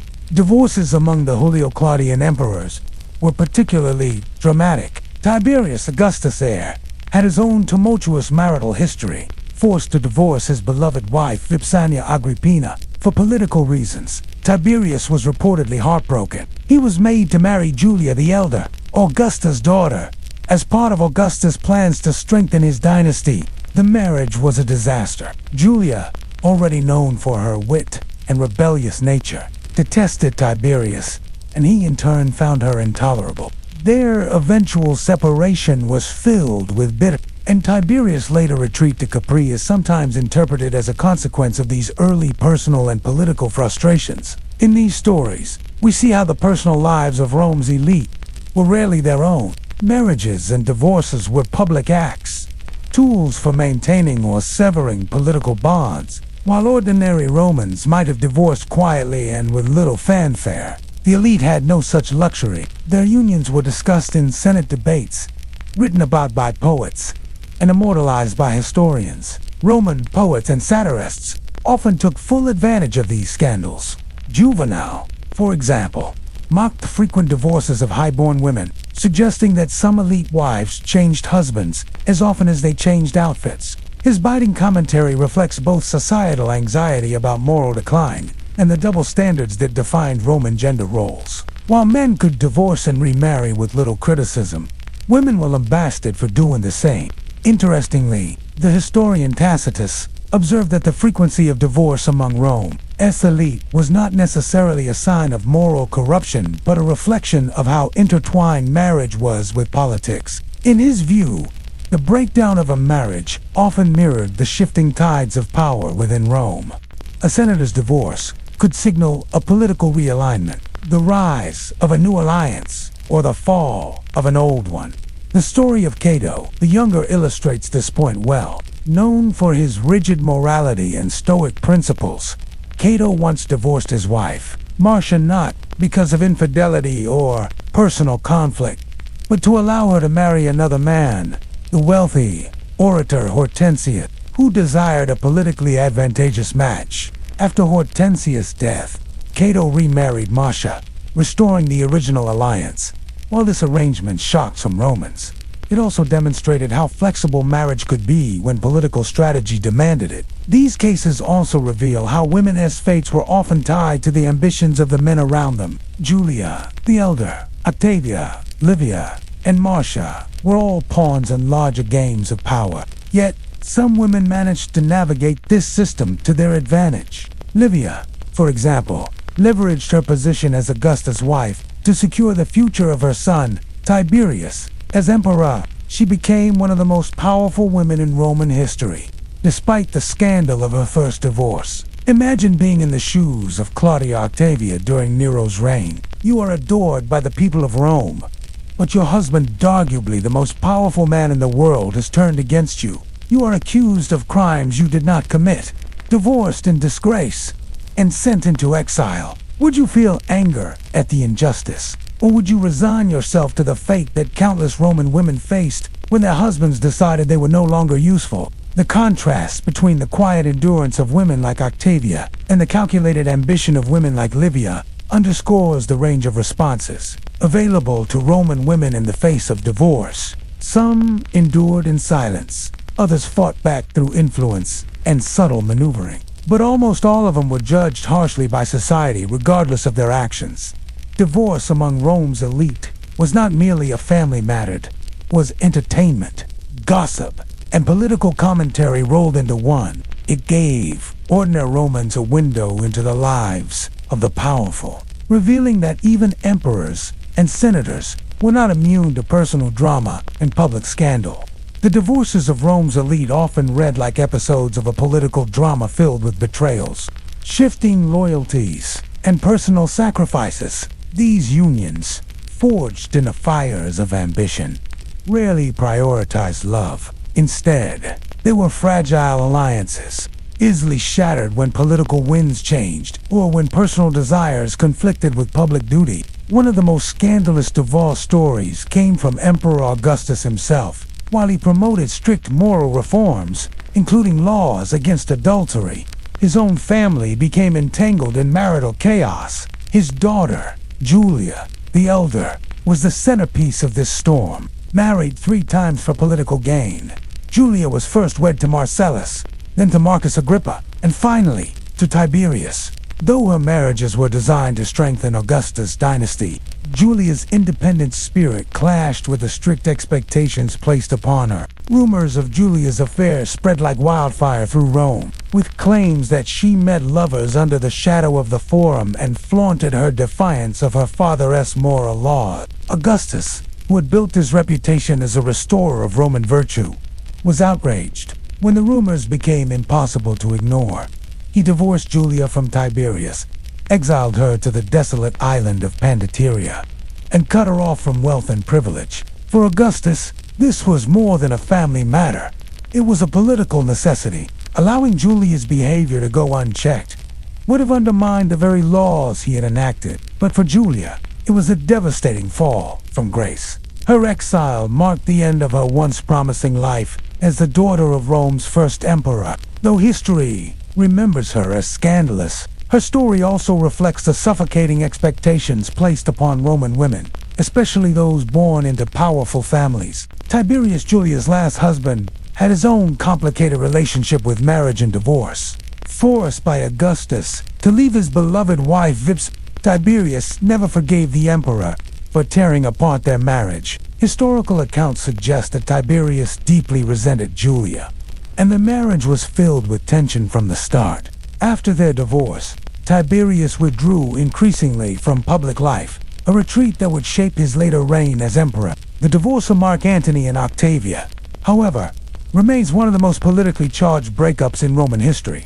Octavia, the sister of Octavian, was widely admired for her loyalty and grace. She had stood by Antony even as his alliance with Octavian faltered. But when Antony became enamored with Cleopatra, the Queen of Egypt, he abandoned Octavia in one of the most infamous love triangles of antiquity. Octavian seized on Antony's betrayal, using the divorce as evidence that Antony had become a slave to Cleopatra's charms and was no longer a true Roman. Propaganda painted Cleopatra as a foreign seductress who sought to corrupt Roman values. While Octavia was held up as the ideal Roman matron, Antony's decision to divorce Octavia and align himself fully with Cleopatra not only sealed his personal fate, but also contributed to the final war that would end the Republic. Octavia's story reveals another side of Roman divorce's power to shape public opinion. While she suffered personally from Antony's betrayal, Octavia's dignity and composure turned her into a symbol of Roman virtue, strengthening her brother's political campaign. Her public image contrasted sharply with Cleopatra, fueling the narrative that Rome's moral and political order needed saving from foreign influence. Divorce was also a weapon in the hands of emperors who wished to control their dynasties. Emperor Claudius, for example, divorced his first wife, Plautitia, amid accusations of scandal, including rumors of her involvement in a murder plot. Claudius later married Messalina, whose notorious behavior would become the stuff of legend. Messalina's affairs were so flagrant that Claudius eventually ordered her execution in a grim twist of fate.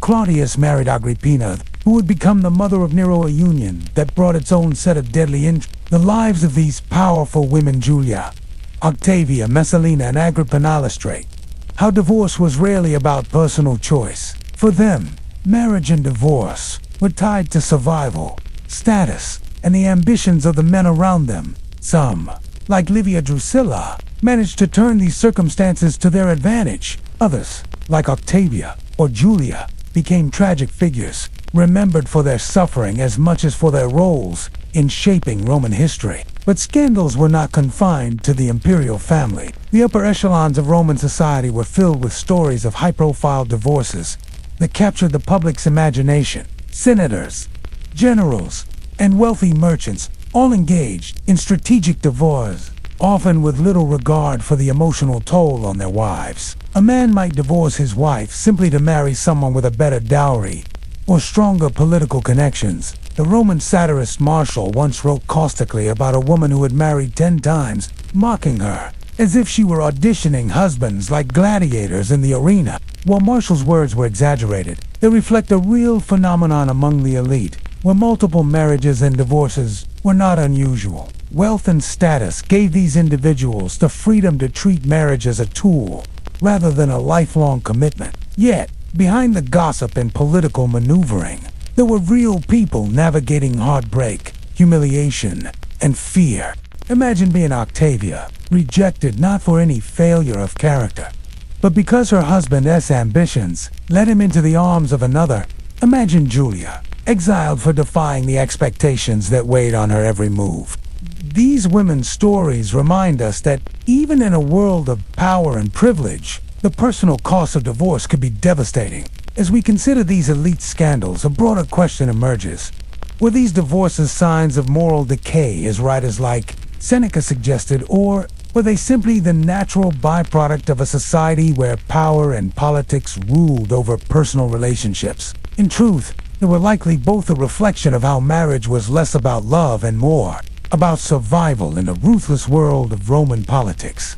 Imagine walking through the narrow streets of ancient Rome, past merchants selling figs, garum, and freshly baked bread, amid the lively bustle of the forum and the hum of daily life. You might not immediately notice the quiet struggles of divorced women, yet, beneath the surface of Roman society, their fates were dictated by an intricate web of laws and customs designed to protect male authority and family property. While men could easily cast aside a marriage with a simple declaration, for women, divorce was rarely the beginning of freedom. It was often the start of an uncertain, precarious chapter. Roman law, particularly under the concept of patria, shaped every aspect of a woman's life, from birth to marriage and beyond. A woman was almost never legally independent. She lived under the authority of a male guardian, her father, husband, or another male relative. Divorce didn't free her from this guardianship. It merely transferred her from the control of one man back to another, often her father or closest male relative. If a father was deceased, a designated guardian would take charge of her affairs. This structure meant that a divorced woman had very few legal rights. In early Rome, particularly under commanu marriages, a divorced woman might be left with nothing because she was considered part of her husband's household and property. All her belongings, including any dowry, were technically his. Without strong legal protections, a woman could be cast out with no financial support and no legal recourse. However, as Rome evolved, particularly during the late Republic and the early Empire, the rise of commanu marriages gave women slightly more security. In these arrangements, a woman technically remained part of her father's household, even while living with a husband. This meant that, upon divorce, her dowry was usually returned to her father's control. It also meant that she could, in theory, retain some connection to her natal family's wealth and influence. But this didn't erase the social stigma of divorce. A divorced woman's reputation was fragile, subject to scrutiny and gossip. Even if the divorce was entirely the husband's decision, society often assumed that the wife was to blame. Perhaps she had failed to produce an heir, or she was suspected of improper behavior. Roman culture placed immense value on a woman's chastity and loyalty, so even unfounded accusations could tarnish her name. The law also reflected this double standard. Under Augustus, moral reforms such as the Lex Julia de Adulterius criminalized adultery, but these laws were far harsher on women than on men. A man could dismiss his wife for adultery and keep her dowry as partial compensation, while the woman had no equivalent right if her husband strayed. In fact, Roman men were expected to have extramarital relationships with slaves or prostitutes, and this behavior was not considered immoral or illegal. Divorced women also faced limitations on their social and financial independence. Without a husband, their legal status could be tenuous. They were often expected to remarry, particularly if they were young and still of childbearing age. A woman's value in Roman society was closely tied to her ability to produce legitimate heirs, and an unmarried or divorced woman was seen as wasted potential. Wealthy widows and divorcees sometimes resisted remarriage, but this often required careful negotiation with their families, who might pressure them into new alliances for political or financial gain. Economically, the return of the dowry was critical. The dowry was meant to act as a safety net for the wife in case of divorce or widowhood.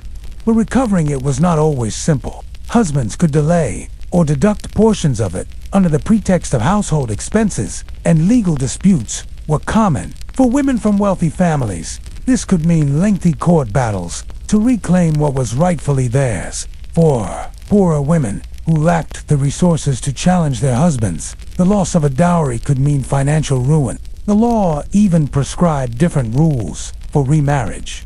A divorced woman was often required to wait a set period, typically 10 months, before marrying again, a rule designed to prevent disputes over paternity.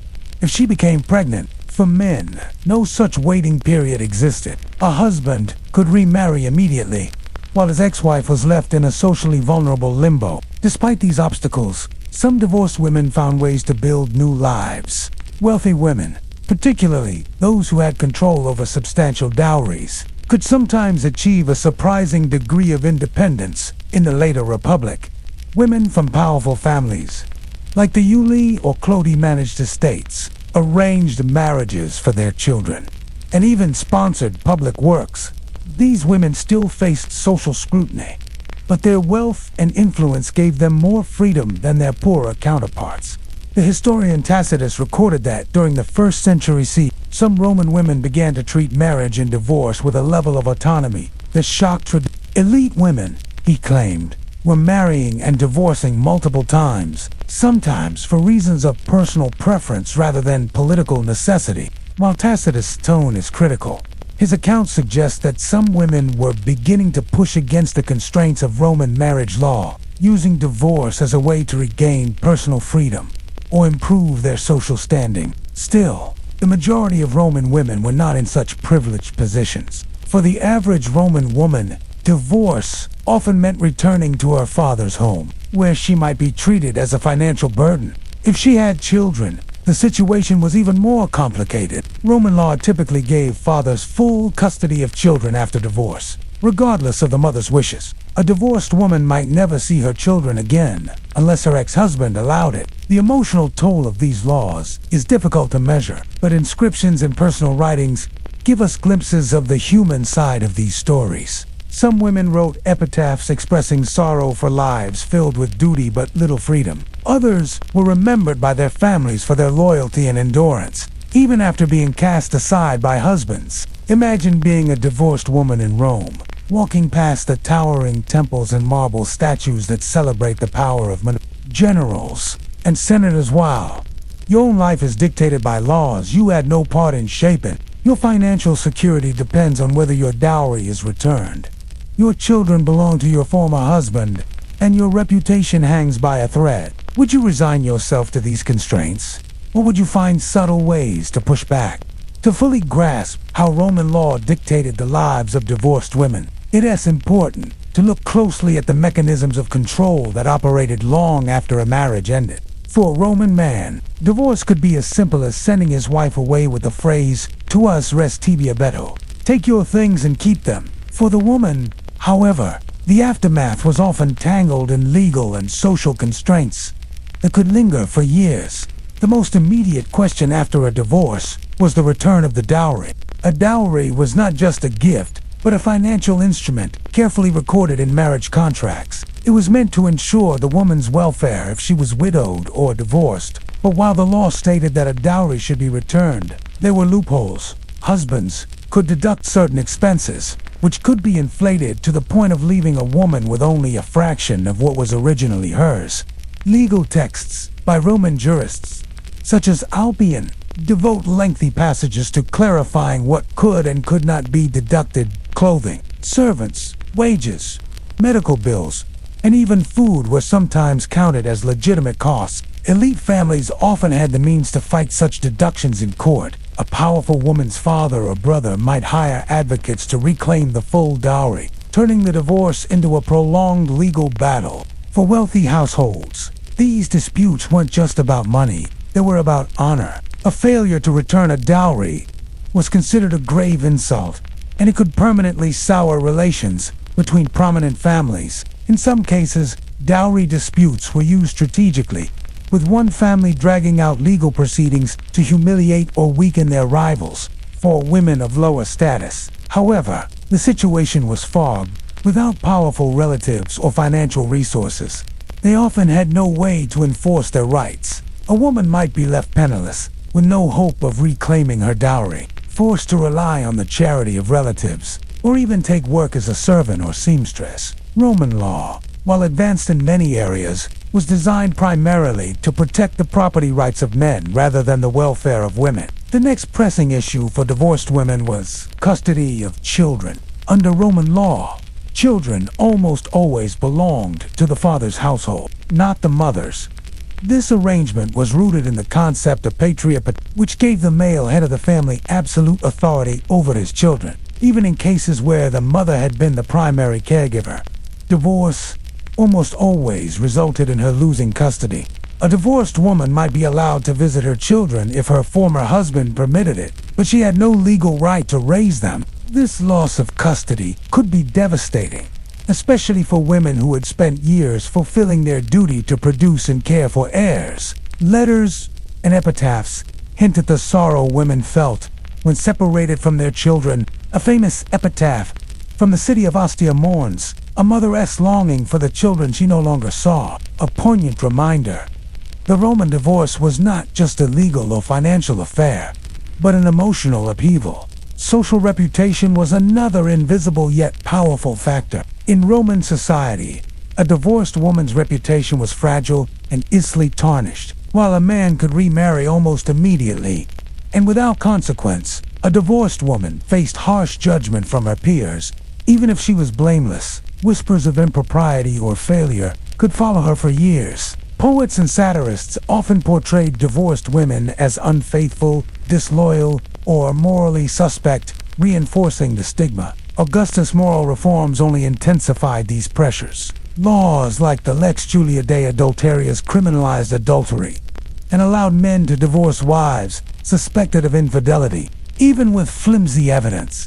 While the intention of these reforms was to restore traditional Roman values, they often resulted in women being unfairly punished and stripped of their dowries. In some cases, husbands used accusations of adultery as a pretext to divorce wives and keep their wealth. Widows and divorcees were expected to remarry, especially if they were still young. The state encouraged this through laws that penalized unmarried women by restricting their inheritance rights. A divorced woman without a dowry or family support was particularly vulnerable, as her prospects for remarriage were limited. Older women or those with children were often considered less desirable, reducing their chances of finding security through a second marriage. However, some women turned divorce into an opportunity. Wealthy widows and divorcees, particularly those in sin manu marriages who retained their dowries, could wield substantial economic power. They could manage their own estates, sponsor public events, and even act as patrons for poets, artists, and philosophers. These women, while still constrained by law, carved out spaces of independence within a patriarchal society. An example of such a woman was Cecilia Metella, a member of one of Rome's most powerful families. Though married for political reasons, she was rumored to have managed her family's wealth and estate with exceptional skill after her divorce. Her influence extended beyond her household, with connections that reached senators and military leaders. Stories like hers, though rare, reveal that divorced women were not always passive victims of the system. They could, under the right circumstances, turn societal expectations to their advantage. Religion played a role in shaping the fates of divorced women as well. A woman who had taken on certain religious roles, such as becoming a priestess or a Vestal Virgin, could escape some of the pressures of marriage and divorce. Vestal virgins, in particular, were free from the authority of men and were held in high esteem. For divorced women with no desire to remarry, joining religious life could be one of the few paths to independence and respectability. The emotional landscape of divorce for Roman women remains largely unrecorded. Most surviving texts were written by men historians, poets, and jurists who rarely considered a woman's perspective. Yet, we can infer from epitaphs and fragments of personal letters that many women experienced feelings of loss, isolation, and even betrayal after being divorced. A marriage, even if arranged, still represented stability and security. Its abrupt end could leave a woman feeling uprooted, both socially and emotionally. Imagine, for a moment, a Roman woman of the late Republic who has just been divorced.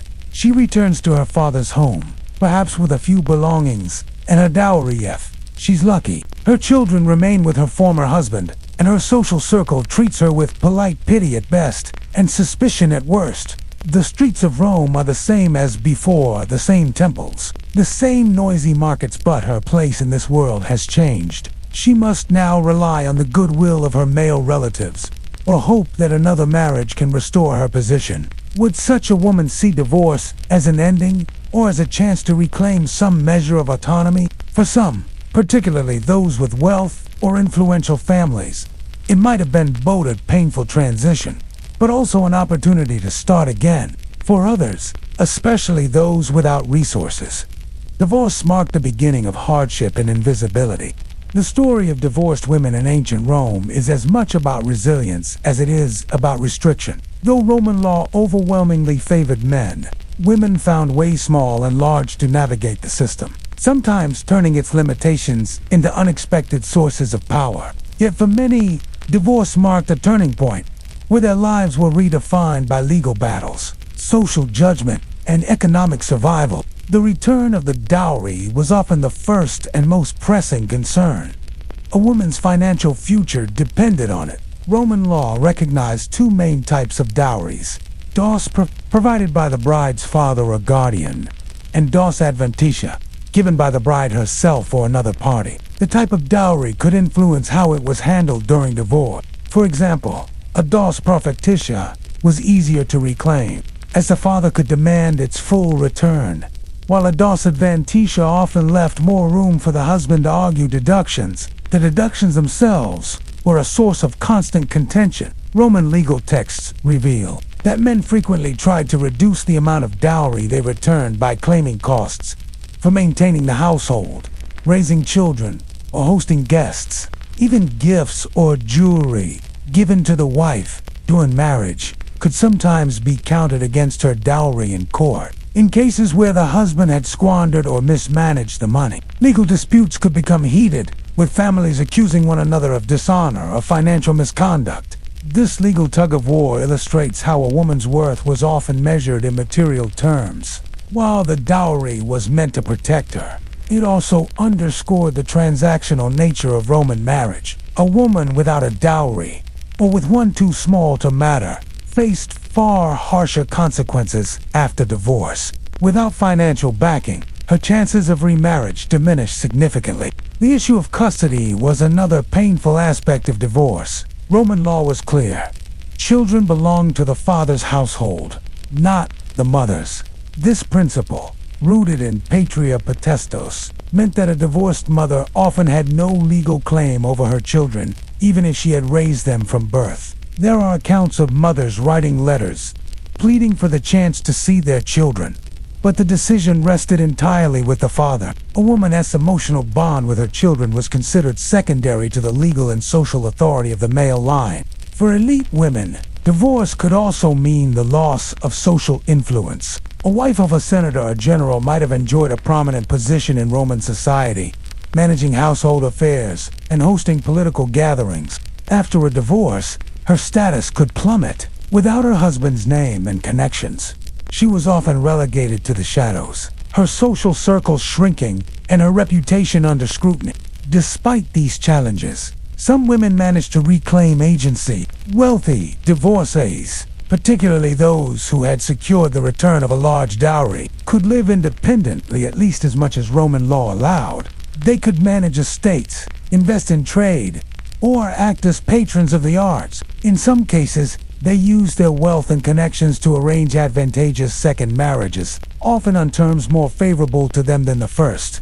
There are even examples of women who turned divorce into an opportunity to rise socially. Take Sempronia, a woman from a noble but financially struggling family during the late Republic. After a divorce, she reportedly used her wit, charm, and resources to forge new alliances, eventually becoming a prominent figure in Rome's social scene. While her story is exceptional, it highlights the ways in which divorced women could maneuver within a system designed to confine them. However, not all divorced women were so fortunate. For those without wealth or powerful families, divorce could lead to a life of hardship. A divorced woman from the lower classes might find herself returning to a crowded family home, working alongside relatives, or taking menial jobs to survive. If she had no dowry or family support, she might even be pushed to the margins of society, surviving through begging or informal labor. The moral climate of Rome added another layer of difficulty.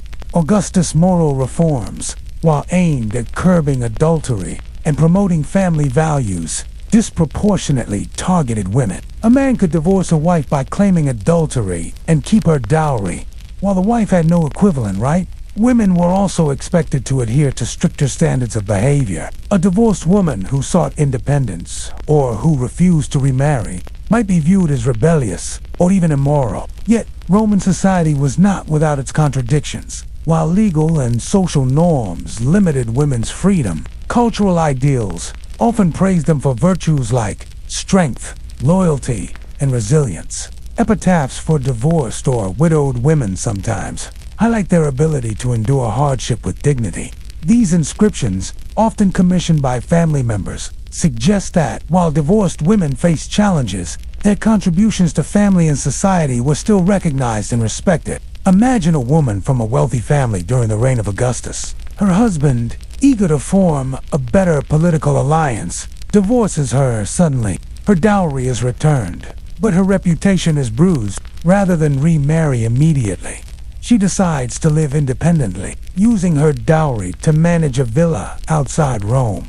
She becomes known for her careful management of the estate, her generosity toward clients, and her patronage of local artists. Though society might see her as unconventional, she carves out a life that is both secure and respected. Cases like these hint at the complexity of Roman divorce. It was not always a tragedy sometimes. It was a turning point, a chance for women to redefine their roles. But this was only possible for those who had wealth, connections, or extraordinary determination. For the majority of women, divorce was a destabilizing event, leaving them reliant on the goodwill of family or the uncertainty of remarriage.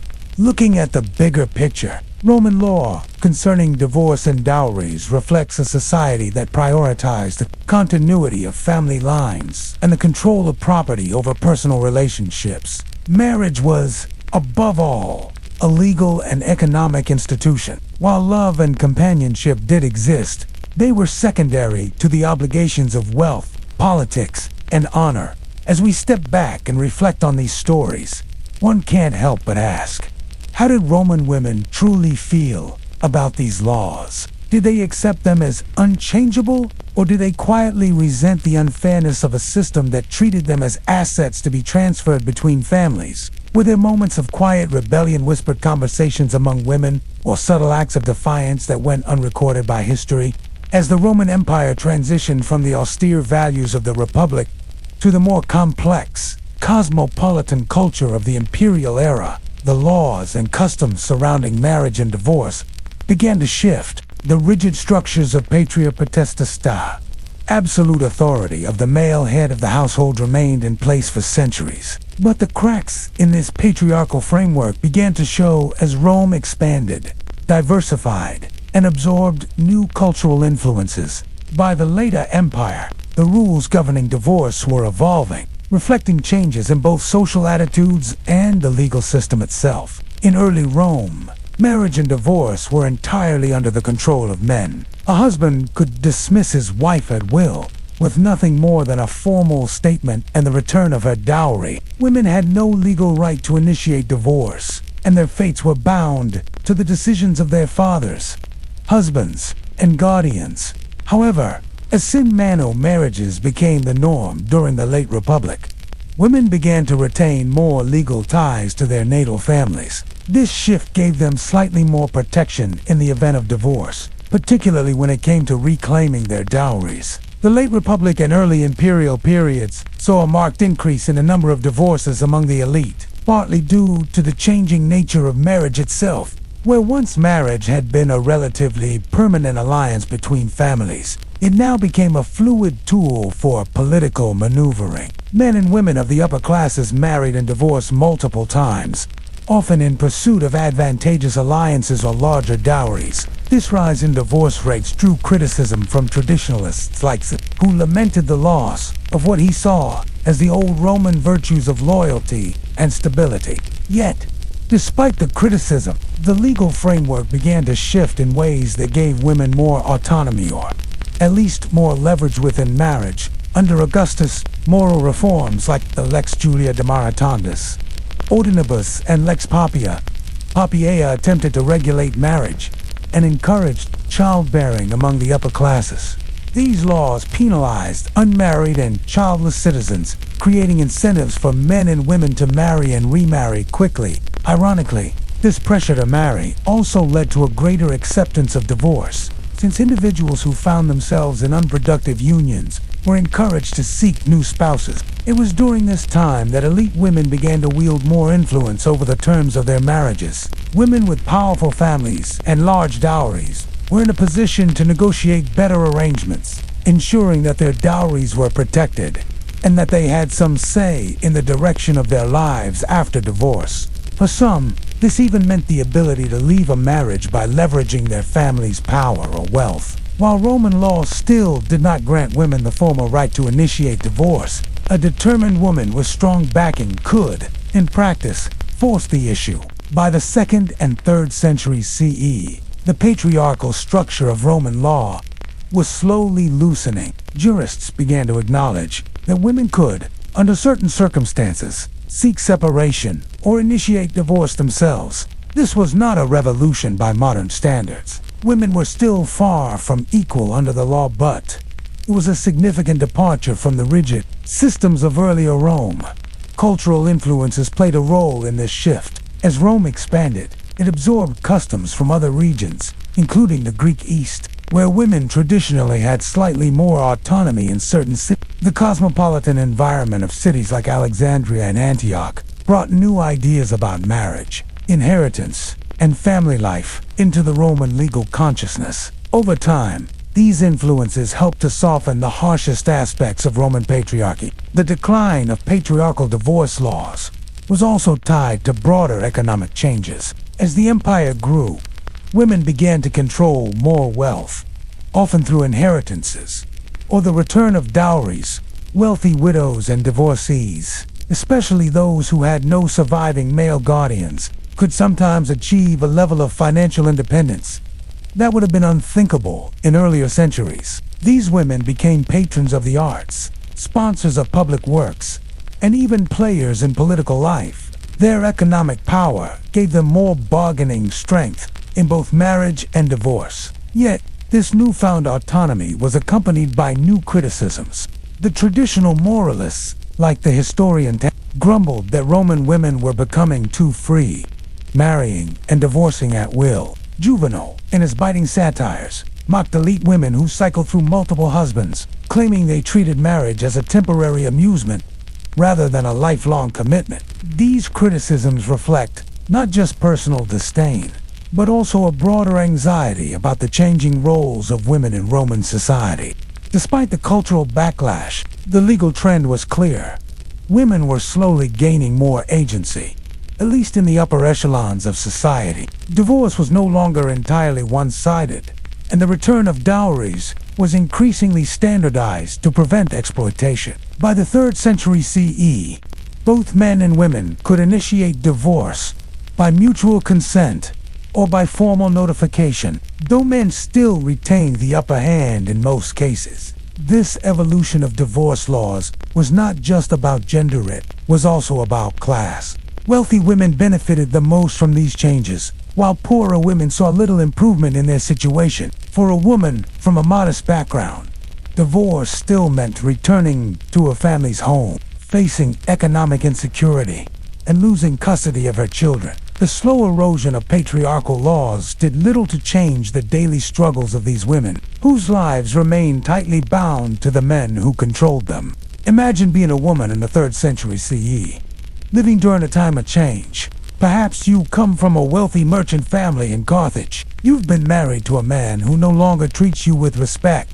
And while your mother might have had no recourse in such a situation, you now have the means, thanks to a protected dowry and family influence, to negotiate your way out. You could reclaim your property, return to your father's estate, and even remarry someone of your choosing. While society might still judge you, the law is slowly starting to recognize that women, too, have voices in marriage and divorce. The broader decline of patriarchal divorce laws in Rome also coincided with the rise of Christianity, which brought a very different moral framework to marriage. Early Christians viewed marriage as sacred and divorce as something to be discouraged, if not outright forbidden. By the time of Constantine in the 4th century CE, Christian influence on Roman law had begun to harden the institution of marriage.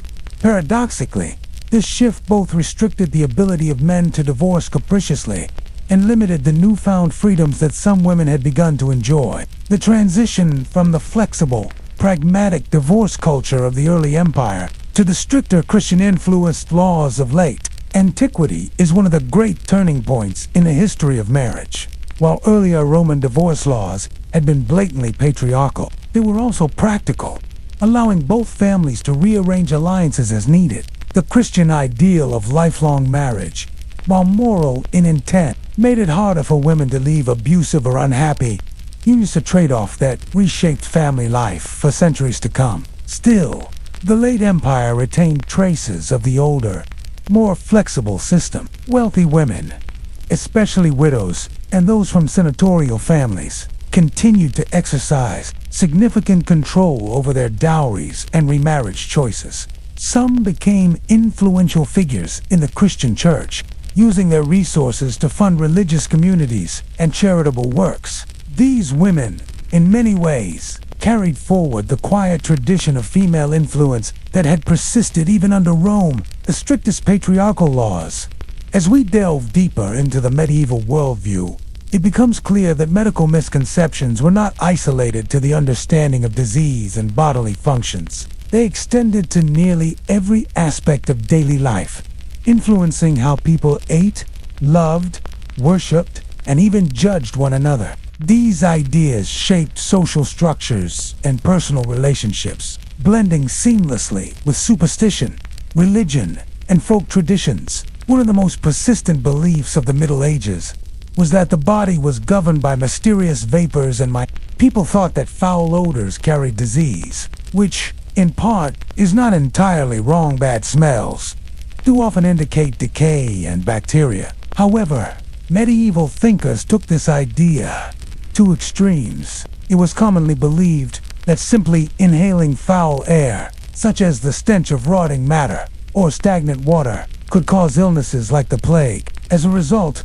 wealthy households filled their rooms with fragrant herbs like rosemary, lavender, and mint. Nobles would carry pomanders, small, ornate containers filled with perfumes or spices, believing that these pleasant scents could shield them from disease. This obsession with smell also played into personal relationships. A person who smells sweet was not just considered attractive, but also healthy and morally upright. Some marriage contracts even included stipulations about personal cleanliness, as a pleasant scent was associated with fertility and physical vitality. The idea that the body's health was visible and detectable through smell made perfumed oils and scented baths highly prized among the upper classes.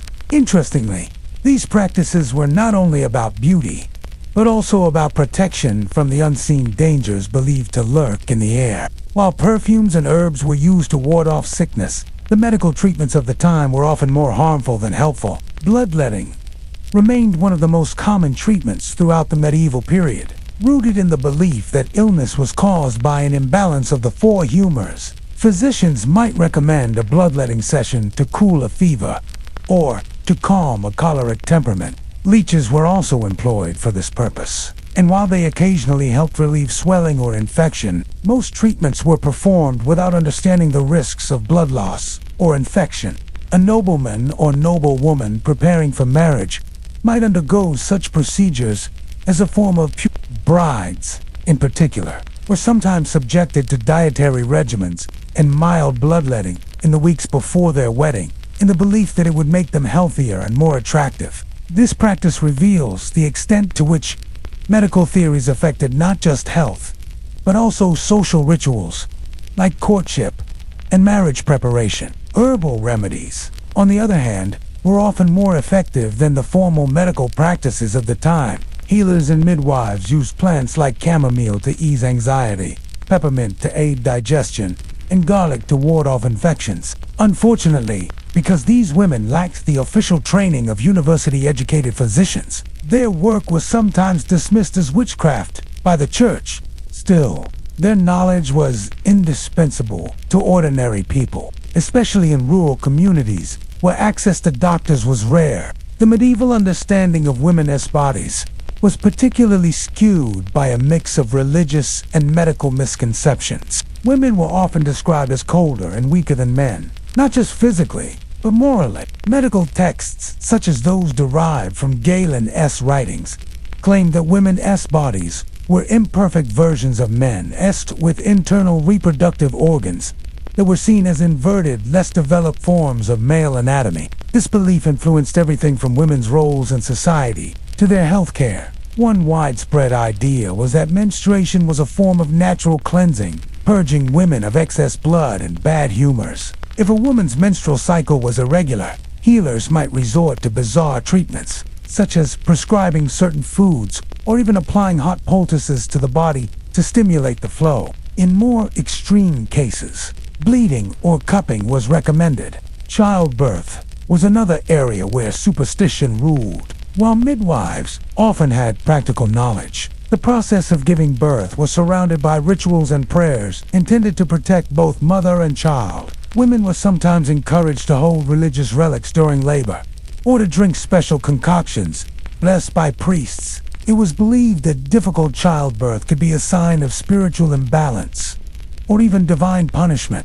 These ideas, while comforting to some, often left women feeling guilty or fearful when complications arose, blaming themselves for events that were beyond their control. Astrology was also intertwined with medieval medicine. Physicians frequently consulted star charts to determine the best time for treatments, surgeries, or even conception. The alignment of planets was believed to influence the body's humors and overall. For example, certain days of the week were considered favorable for bloodletting, while others were thought to invite disaster. This belief in celestial influence extended to fertility advice. Some couples planned their intimate lives around astrological calendars in the hope of conceiving a healthy child. Even courtship and romantic compatibility were occasionally analyzed through astrology. A man and woman's zodiac balance could be evaluated to see if their temperaments were complementary. While this might sound romantic, it also placed a great deal of pressure on couples who believed that a poorly timed marriage or intimate relationship could result in poor health or misfortune. The medieval diet was also heavily influenced by the concept of humors. Foods were classified as hot, cold, wet, or dry, and eating the wrong combination could supposedly upset the body's balance. For example, a person who was considered too hot, such as someone with a fiery, choleric temperament, was advised to avoid foods like garlic, onions, and red meat, which were thought to increase heat in the body. Instead, they might be encouraged to eat cooling foods like cucumbers, lettuce, or fish. This approach to diet even extended to marital harmony. Some texts suggested that couples eat specific foods before intimacy to ensure that their humors were aligned and that conception would be successful. Spices like cinnamon and ginger were thought to warm the blood and enhance vitality, while dairy products or cold fruits were believed to have the opposite effect.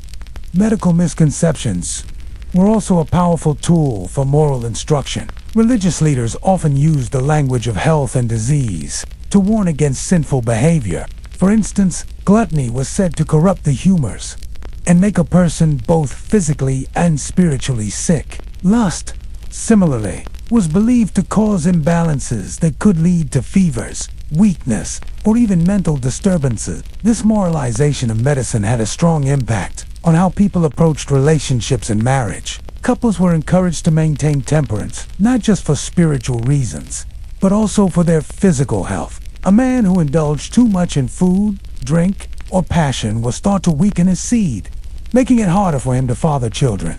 Women, too, were warned that excessive emotion or indulgence could disrupt their natural cycles and cause infertility. Despite the influence of formal medical texts, much of medieval healthcare was rooted in superstition. Charms, amulets, and prayers were commonly used to protect against illness. For instance, wearing a necklace of dried toad bones was thought to prevent fevers, while certain gemstones were believed to ward off headaches or promote love and fertility in relationships. These charms could be seen as symbols of affection or protection. A husband might give his wife a talisman to ensure her health and well-being, while a woman might carry a charm to protect her unborn child. While we now see these practices as quaint or irrational, they reveal how deeply intertwined health, love, and spirituality were in the medieval world. The boundary between medicine and magic was often unclear. Physicians and healers might prescribe herbal remedies alongside rituals, like reciting certain prayers or performing symbolic gestures. For example, a common treatment for infertility involved creating a potion from specific herbs. But the success of the remedy was believed to depend on reciting the correct blessings during its preparation. This blending of medical and mystical practices reflects the medieval desire to find meaning and order in a world that often seemed unpredictable. Illness, death, and childbirth were constant reminders of human vulnerability, and these combined practices offered hope and reassurance, even if they had little scientific basis. As the medieval world continued to evolve, the intertwining of medicine, superstition, and daily life became more apparent in the rituals and traditions surrounding love, intimacy, and family life.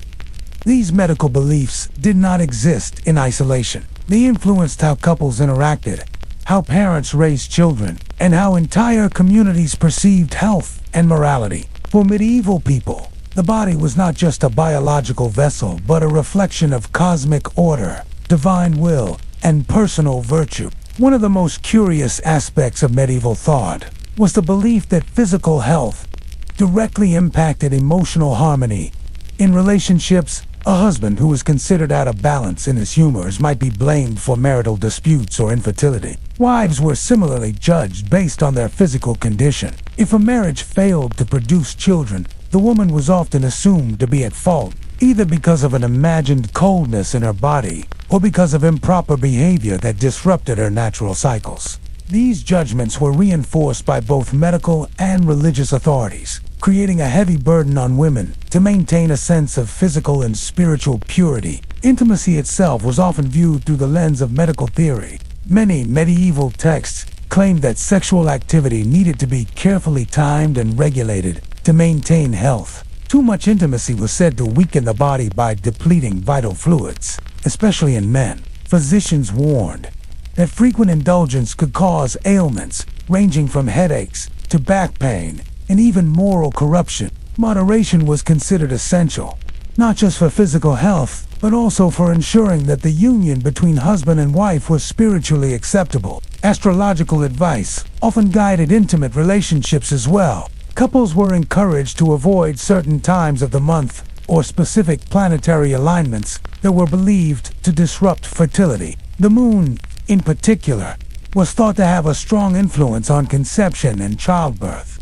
A full moon was sometimes seen as an auspicious time for conceiving a child, while eclipses or unusual celestial events were considered dangerous and could result in deformities or complications. These beliefs, while unfounded, gave people a sense of order and control in a world where medical science had few real answers. Pregnancy and childbirth were among the most perilous experiences of the medieval period, and medical misconceptions often made them even more dangerous. While midwives were skilled in practical techniques, the guidance provided by physicians was frequently misguided. Pregnant women were advised to avoid certain foods, such as overly cold fruits or overly hot spices out of fear that they could disturb the baby's development. Some were told to surround themselves with pleasant smells, believing that sweet fragrances could influence the baby's temperament or ensure a beautiful complexion. The moments leading up to childbirth were filled with rituals and superstitions.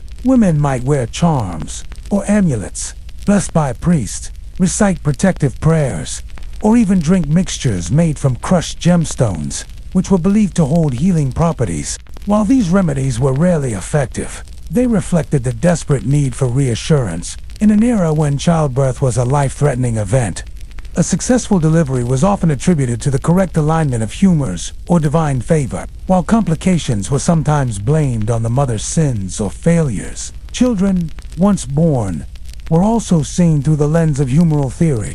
A child's temperament, whether cheerful, or prone to melancholy, was believed to be dictated by the balance of humors inherited from the parents. This belief sometimes influenced parenting practices. For instance, if a child was thought to have too much heat in their body, they might be fed cooling foods or dressed in light colors to balance their temperament. Similarly, parents might consult astrologers to determine the best time for important milestones, like weaning or schooling, believing that the stars could guide the child's future health and success. Marriage itself was deeply connected to these medical ideas. A successful marriage was not only about love or alliance, but also about producing healthy heirs. To ensure fertility, couples might seek the advice of herbalists who would prepare concoctions made from plants like fennel, parsley, or rue. These were believed to open the womb or strengthen the seed. In some cases, bizarre and dangerous remedies were recommended, such as consuming animal organs or powders made from ground-up minerals. While many of these treatments were ineffective or harmful, they reflected a sincere desire to understand and influence the mysteries of reproduction. The church played a powerful role in shaping these beliefs. While it disapproved of many superstitious practices, it also incorporated medical ideas into its teachings. For example, priests might warn couples that excessive passion could weaken the soul and lead to spiritual illness. Certain days of the liturgical calendar were considered inappropriate for intimacy, and failing to observe these restrictions could result in both moral and physical consequences. The confessional often became a place where marital issues, ranging from fertility problems to personal disputes, were discussed through the combined lens of faith and faulty medical understanding. The appearance of the body was another area where medical misconceptions played a significant role. A person's complexion, weight, and general appearance were all thought to reveal the state of their inner humors. A pale, thin man might be viewed as overly melancholic and unfit for leadership, while a woman with flushed cheeks could be considered dangerously passionate or too hot in temperament. These judgments influenced courtship, as potential partners were often evaluated not just on wealth or family status, but also on their perceived health and balance. Beauty standards of the time were, therefore, intertwined with medical theories, leading to elaborate grooming and dietary practices meant to present a balanced appearance. Bathing rituals provide a fascinating glimpse into these beliefs. In some regions, communal bathhouses were popular in the early Middle Ages, and bathing was considered essential for health. However, by the later medieval period, fears about open pores, allowing disease to enter the body, led many people to avoid regular baths. Instead, they relied on dry washing with scented oils, powders, and linen cloths to keep the skin clean. This practice, though less effective than bathing, was thought to preserve the body's vital warmth and protect against illness. For couples, sharing a scented oil massage or perfumed cloth was considered both romantic and healthy, a way to align their bodies and humors in harmony. Another striking misconception involved emotions and their physical effects. It was believed that strong emotions like anger, fear, or grief could literally change the body's chemistry, leading to sickness. A woman who wept excessively might be warned that her cold and wet humors were being overactivated, risking melancholy or infertility. Husbands were advised to keep their wives cheerful and avoid quarrels, not just for domestic peace, but also for the sake of physical health. Similarly, women were encouraged to help their husbands avoid stress and temper their choleric tendencies through calming words, soothing foods, and herbal remedies. Even the idea of love itself was often. The concept of lovesickness was taken seriously in medieval Europe, with physicians diagnosing it as a real condition. Symptoms such as fever, restlessness, and loss of appetite were believed to result from an imbalance of the humors caused by unfulfilled desire. Treatments for lovesickness ranged from listening to music to taking herbal tonics or, in more severe cases, seeking the object of one's affection. This blending of romantic longing with medical theory created a unique cultural narrative where love was both a spiritual and a physical force. Looking back, these beliefs seem naive, but they were rooted in the best knowledge available at the time. The medieval world was one of constant uncertainty, where illness could strike without warning and medical science offered few real cures. In this environment, the humors, astrology, and mystical remedies provided a framework for understanding life's challenges. They gave people the illusion of control, allowing them to make sense of suffering and find meaning in their experiences. It is easy to laugh at the idea that wearing a gemstone could improve fertility, or that a certain herb could balance a person's mood. Yet, in many ways, we are not so different. Modern health trends, whether it is a superfood touted as a cure-all, or the latest wellness fadar, not far removed from the medieval reliance on charms and potions. Future generations may look back at our own practices with the same mix of amusement and curiosity. What is striking about these medieval misconceptions is how deeply they shaped daily life and personal relationships. Marriage was not just a social contract, but a careful balancing act of humors, diet, and spiritual alignment. Intimacy was governed by calendars, stars, and herbal remedies. Parenthood was as much about navigating mystical influences as it was about raising children. All of these beliefs remind us that, in every era, people have sought to understand the mysteries of the body and the heart, even when science had yet to catch up. The story of marriage and divorce in ancient Rome is more than a distant historical curiosity. It's a mirror that reflects many of the tensions still present in modern societies. While the Roman Empire collapsed more than a millennium and a half ago, its legal structures and cultural attitudes toward marriage have left a lasting imprint on Western civilization. To understand the echoes of Roman divorce in today's world, one must first consider how deeply Roman law influenced the very concept of marriage as a legal contract. In ancient Rome, marriage was less about personal affection and more about duty, property, and family honor. While love could exist within a marriage, it was not its foundation. The legal aspects of marriage, particularly the dowry, inheritance rights, and family alliances were far more important than personal feelings. Divorce, similarly, was treated as a pragmatic decision rather than a moral failure. A husband could end a marriage by declaring it over, returning the dowry, and moving on, often with little emotional or legal complication. This framework, though patriarchal and often unjust to women, was also remarkably pragmatic.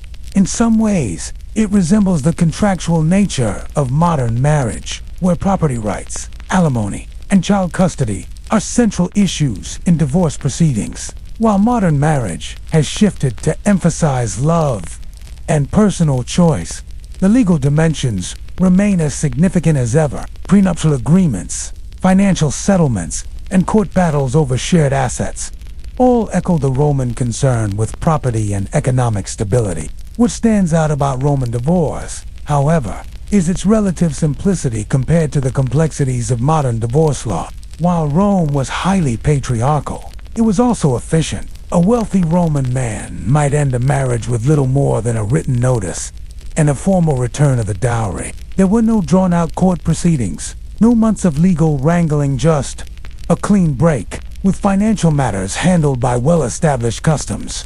Modern divorces, in contrast, can be emotionally and financially draining, involving lengthy negotiations over property, custody, and spousal support. Yet, this simplicity came at a cost, especially for women. Roman law gave men almost total control over the decision to marry or divorce. A woman's security depended on her dowry and her family's ability to protect her interests. Without these, she could be cast aside with little recourse.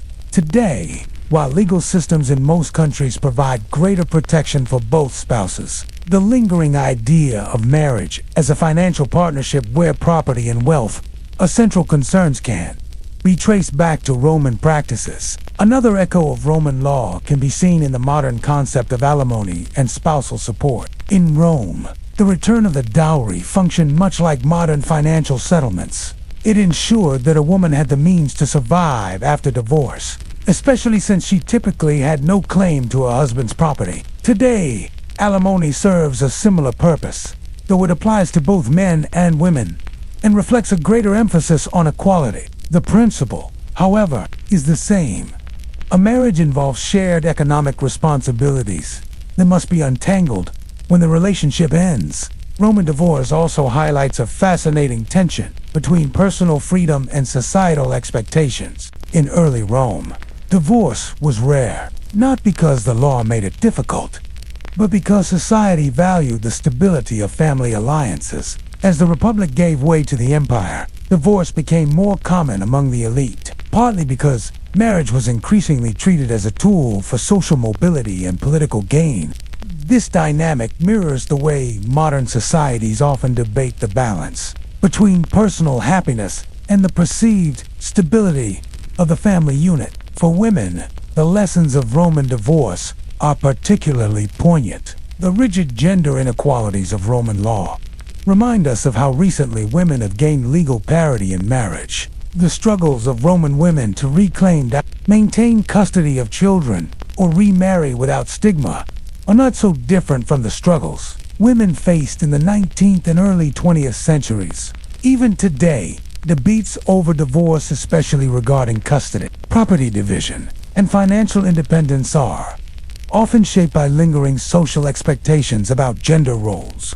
Modern societies have, of course, moved far beyond the strictures of ancient Rome, but certain cultural narratives about marriage and divorce remain surprisingly familiar. For example, the notion that divorce represents personal failure echoes the way Roman women were blamed for the end of a marriage, even when they were blameless. The stigma faced by divorced individuals, particularly women, persisted in many cultures well into the modern era and still lingers in some societies today. Another area where Roman influence is felt is in the language of law itself. Many modern legal systems, particularly those of Europe and Latin America, are built upon Roman law. Concepts such as marital property, contracts, and inheritance laws all have their roots in Roman legal traditions. Even the idea that marriage is both a personal union and a civil contract can be traced back to Roman legal principles. But perhaps the most enduring lesson from Roman divorce is the recognition of marriage as an evolving institution. The Romans understood marriage not as a static or purely religious bond, but as a social and economic arrangement that could adapt to the needs of the time. As political alliances shifted, so did marriages. While this pragmatism often disadvantaged women, it also reflects a flexibility the modern societies continue to grapple with. Today, debates over same-sex marriage, cohabitation, and alternative family structures all revolve around the idea that marriage is not fixed but shaped by cultural, economic, and political forces. Imagine, for a moment, a Roman matron living in the late empire. She has seen her daughter divorced after a short marriage, not because of personal failings, but because her husband needed to form a better alliance. The mother consoles her daughter, reminding her that the return of the dowry means she still has a future. Fast forward to the modern day, and while the circumstances are different, the principle remains. Financial independence is often the key to surviving the end of a marriage. The Roman approach to divorce, while harsh by modern standards, teaches us the value of clear financial arrangements and legal protections. The dowry system, for all its flaws, ensured that a woman was not left entirely destitute after divorce. In contrast, modern divorces without prenuptial agreements or legal planning can become messy and contentious. The Roman emphasis on financial clarity, though rooted in patriarchal control, still resonates as a reminder of the importance of economic foresight in marriage. The echoes of Roman divorce laws in the modern world become more apparent when we examine how both systems view property, rights, and personal autonomy. Ancient Rome laid the foundation for the concept that marriage is as much an economic arrangement as it is a personal one. Today, while marriage is widely seen as a union built on love and partnership, financial considerations, inheritance laws, and asset division still dominate discussions when a marriage ends. In Rome, the dowry system was the cornerstone of marital economics. It served as a financial safeguard for women, ensuring that they were not left destitute if their husband chose to divorce them. In modern times, alimony and equitable distribution laws serve a similar purpose. but with greater emphasis on fairness for both spouses. The principle, however, remains strikingly similar.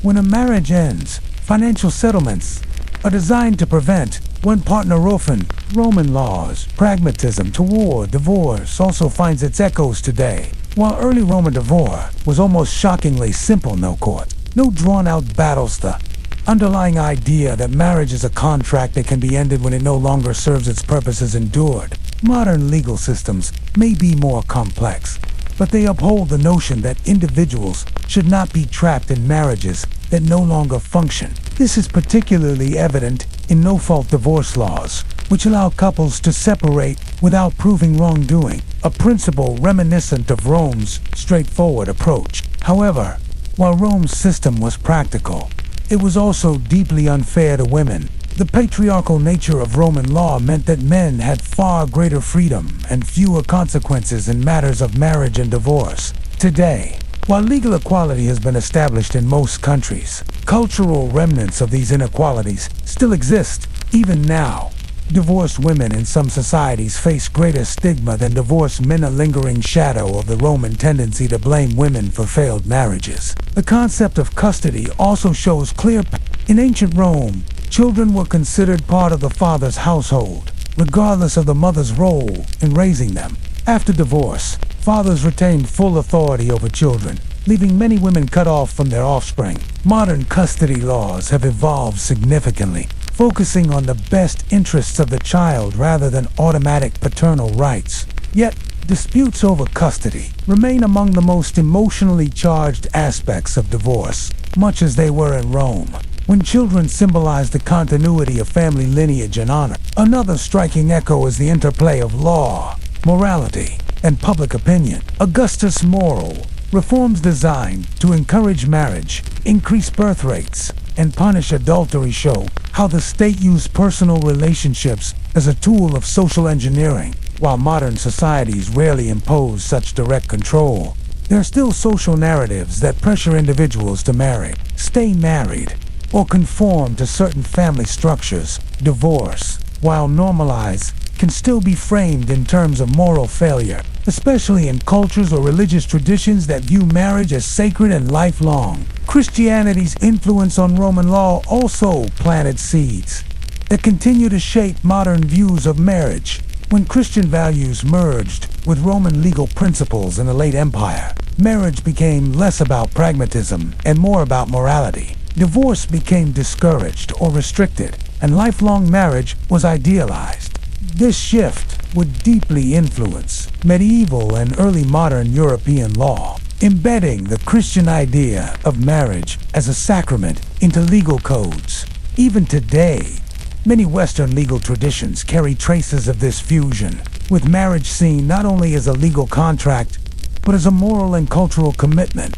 Modern debates over prenuptial agreements also reflect Roman traditions. In Rome, the dowry contract was meticulously recorded to avoid disputes over property and inheritance. Similarly, prenuptial agreements in contemporary societies clarify financial responsibilities and asset division in advance, protecting both parties in case of divorce.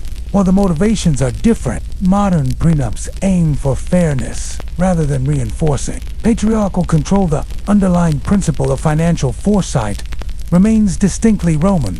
Consider, for example, how Roman divorce often functioned as a strategic realignment rather than a personal failure. A senator might divorce his wife not because of infidelity or conflict, but because a marriage to another family promised greater political influence. While this might seem cold by modern standards, similar patterns persist today, though often in subtler forms. High-profile divorces among the wealthy and powerful often involve financial negotiations, public scrutiny, and strategic considerations, much like the divorces of Rome's elite. The Roman experience also highlights how financial independence shapes a person's freedom to leave a marriage. In Rome, women with large dowries or wealthy families could often negotiate better terms for divorce, or even exert subtle pressure on their husbands. In modern times, financial independence continues to play a critical role in the ability to end a marriage.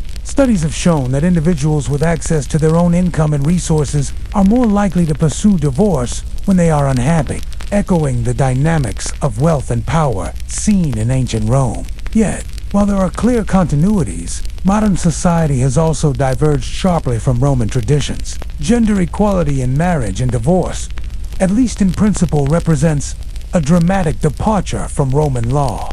Women today have equal rights to property, custody, and legal representation, which would have been unthinkable in ancient Rome.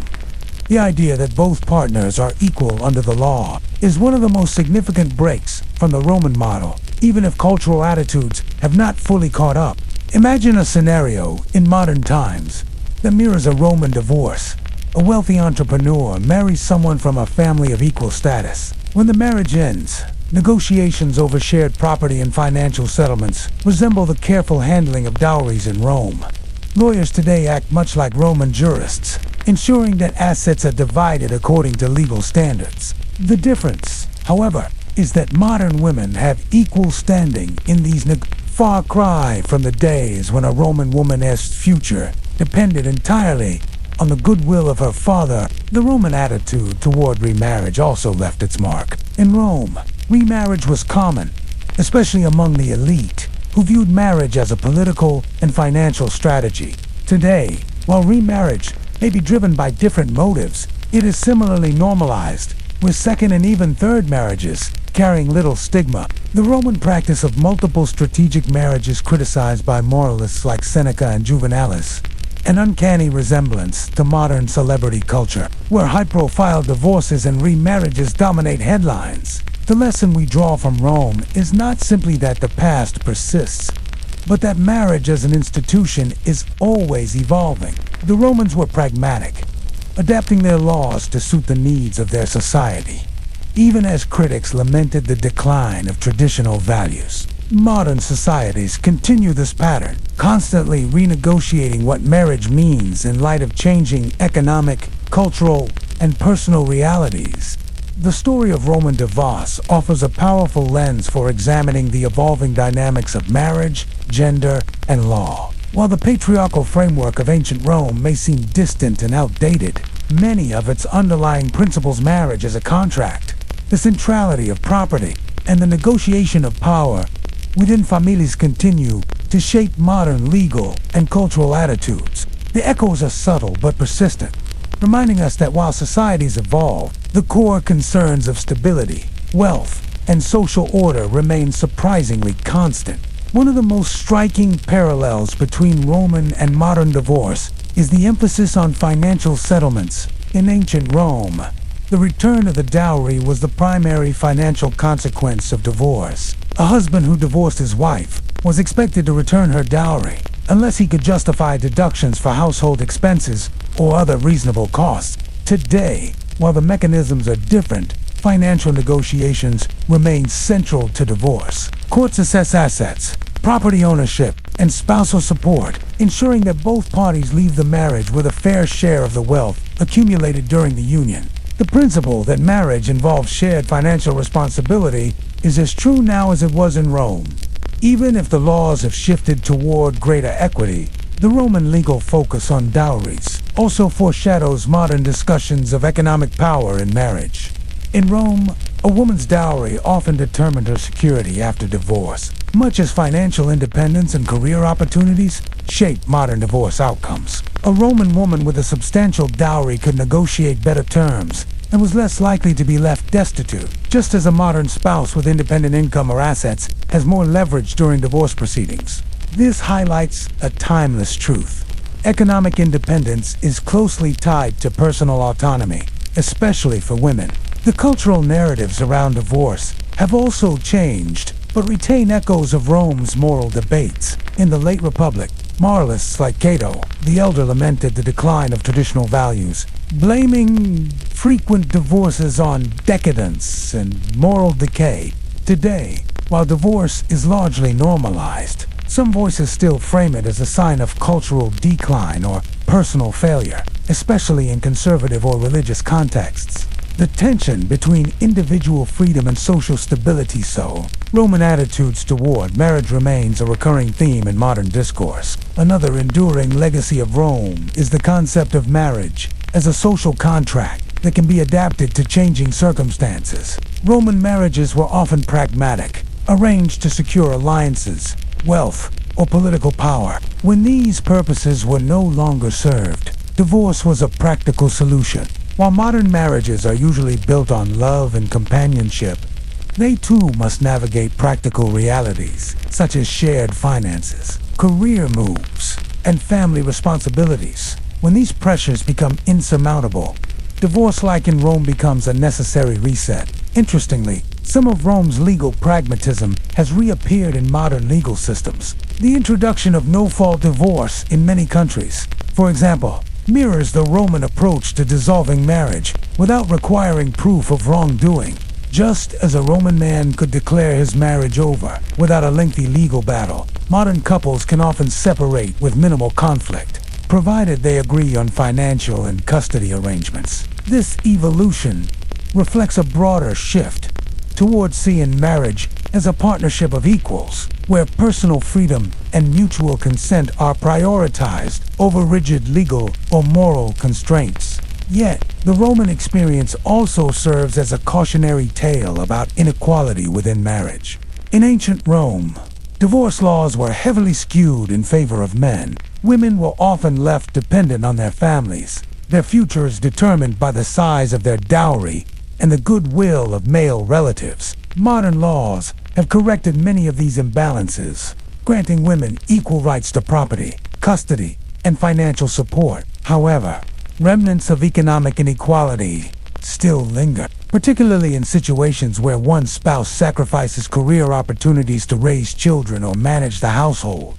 These imbalances can create power dynamics during divorce that echoed the dependency faced by Roman women. The role of public opinion in divorce is another enduring theme. In Rome, the divorces of elite families were public spectacles, discussed in the forum and recorded by historians. Today, while the details of most divorces remain private, high-profile separations, especially among celebrities, politicians, and the wealthy, are still treated as newsworthy events. The fascination with the private lives of the powerful and the moral judgments cast upon them is not a modern phenomenon. Continuation of patterns that have existed since the days of Julius Caesar and Octavia.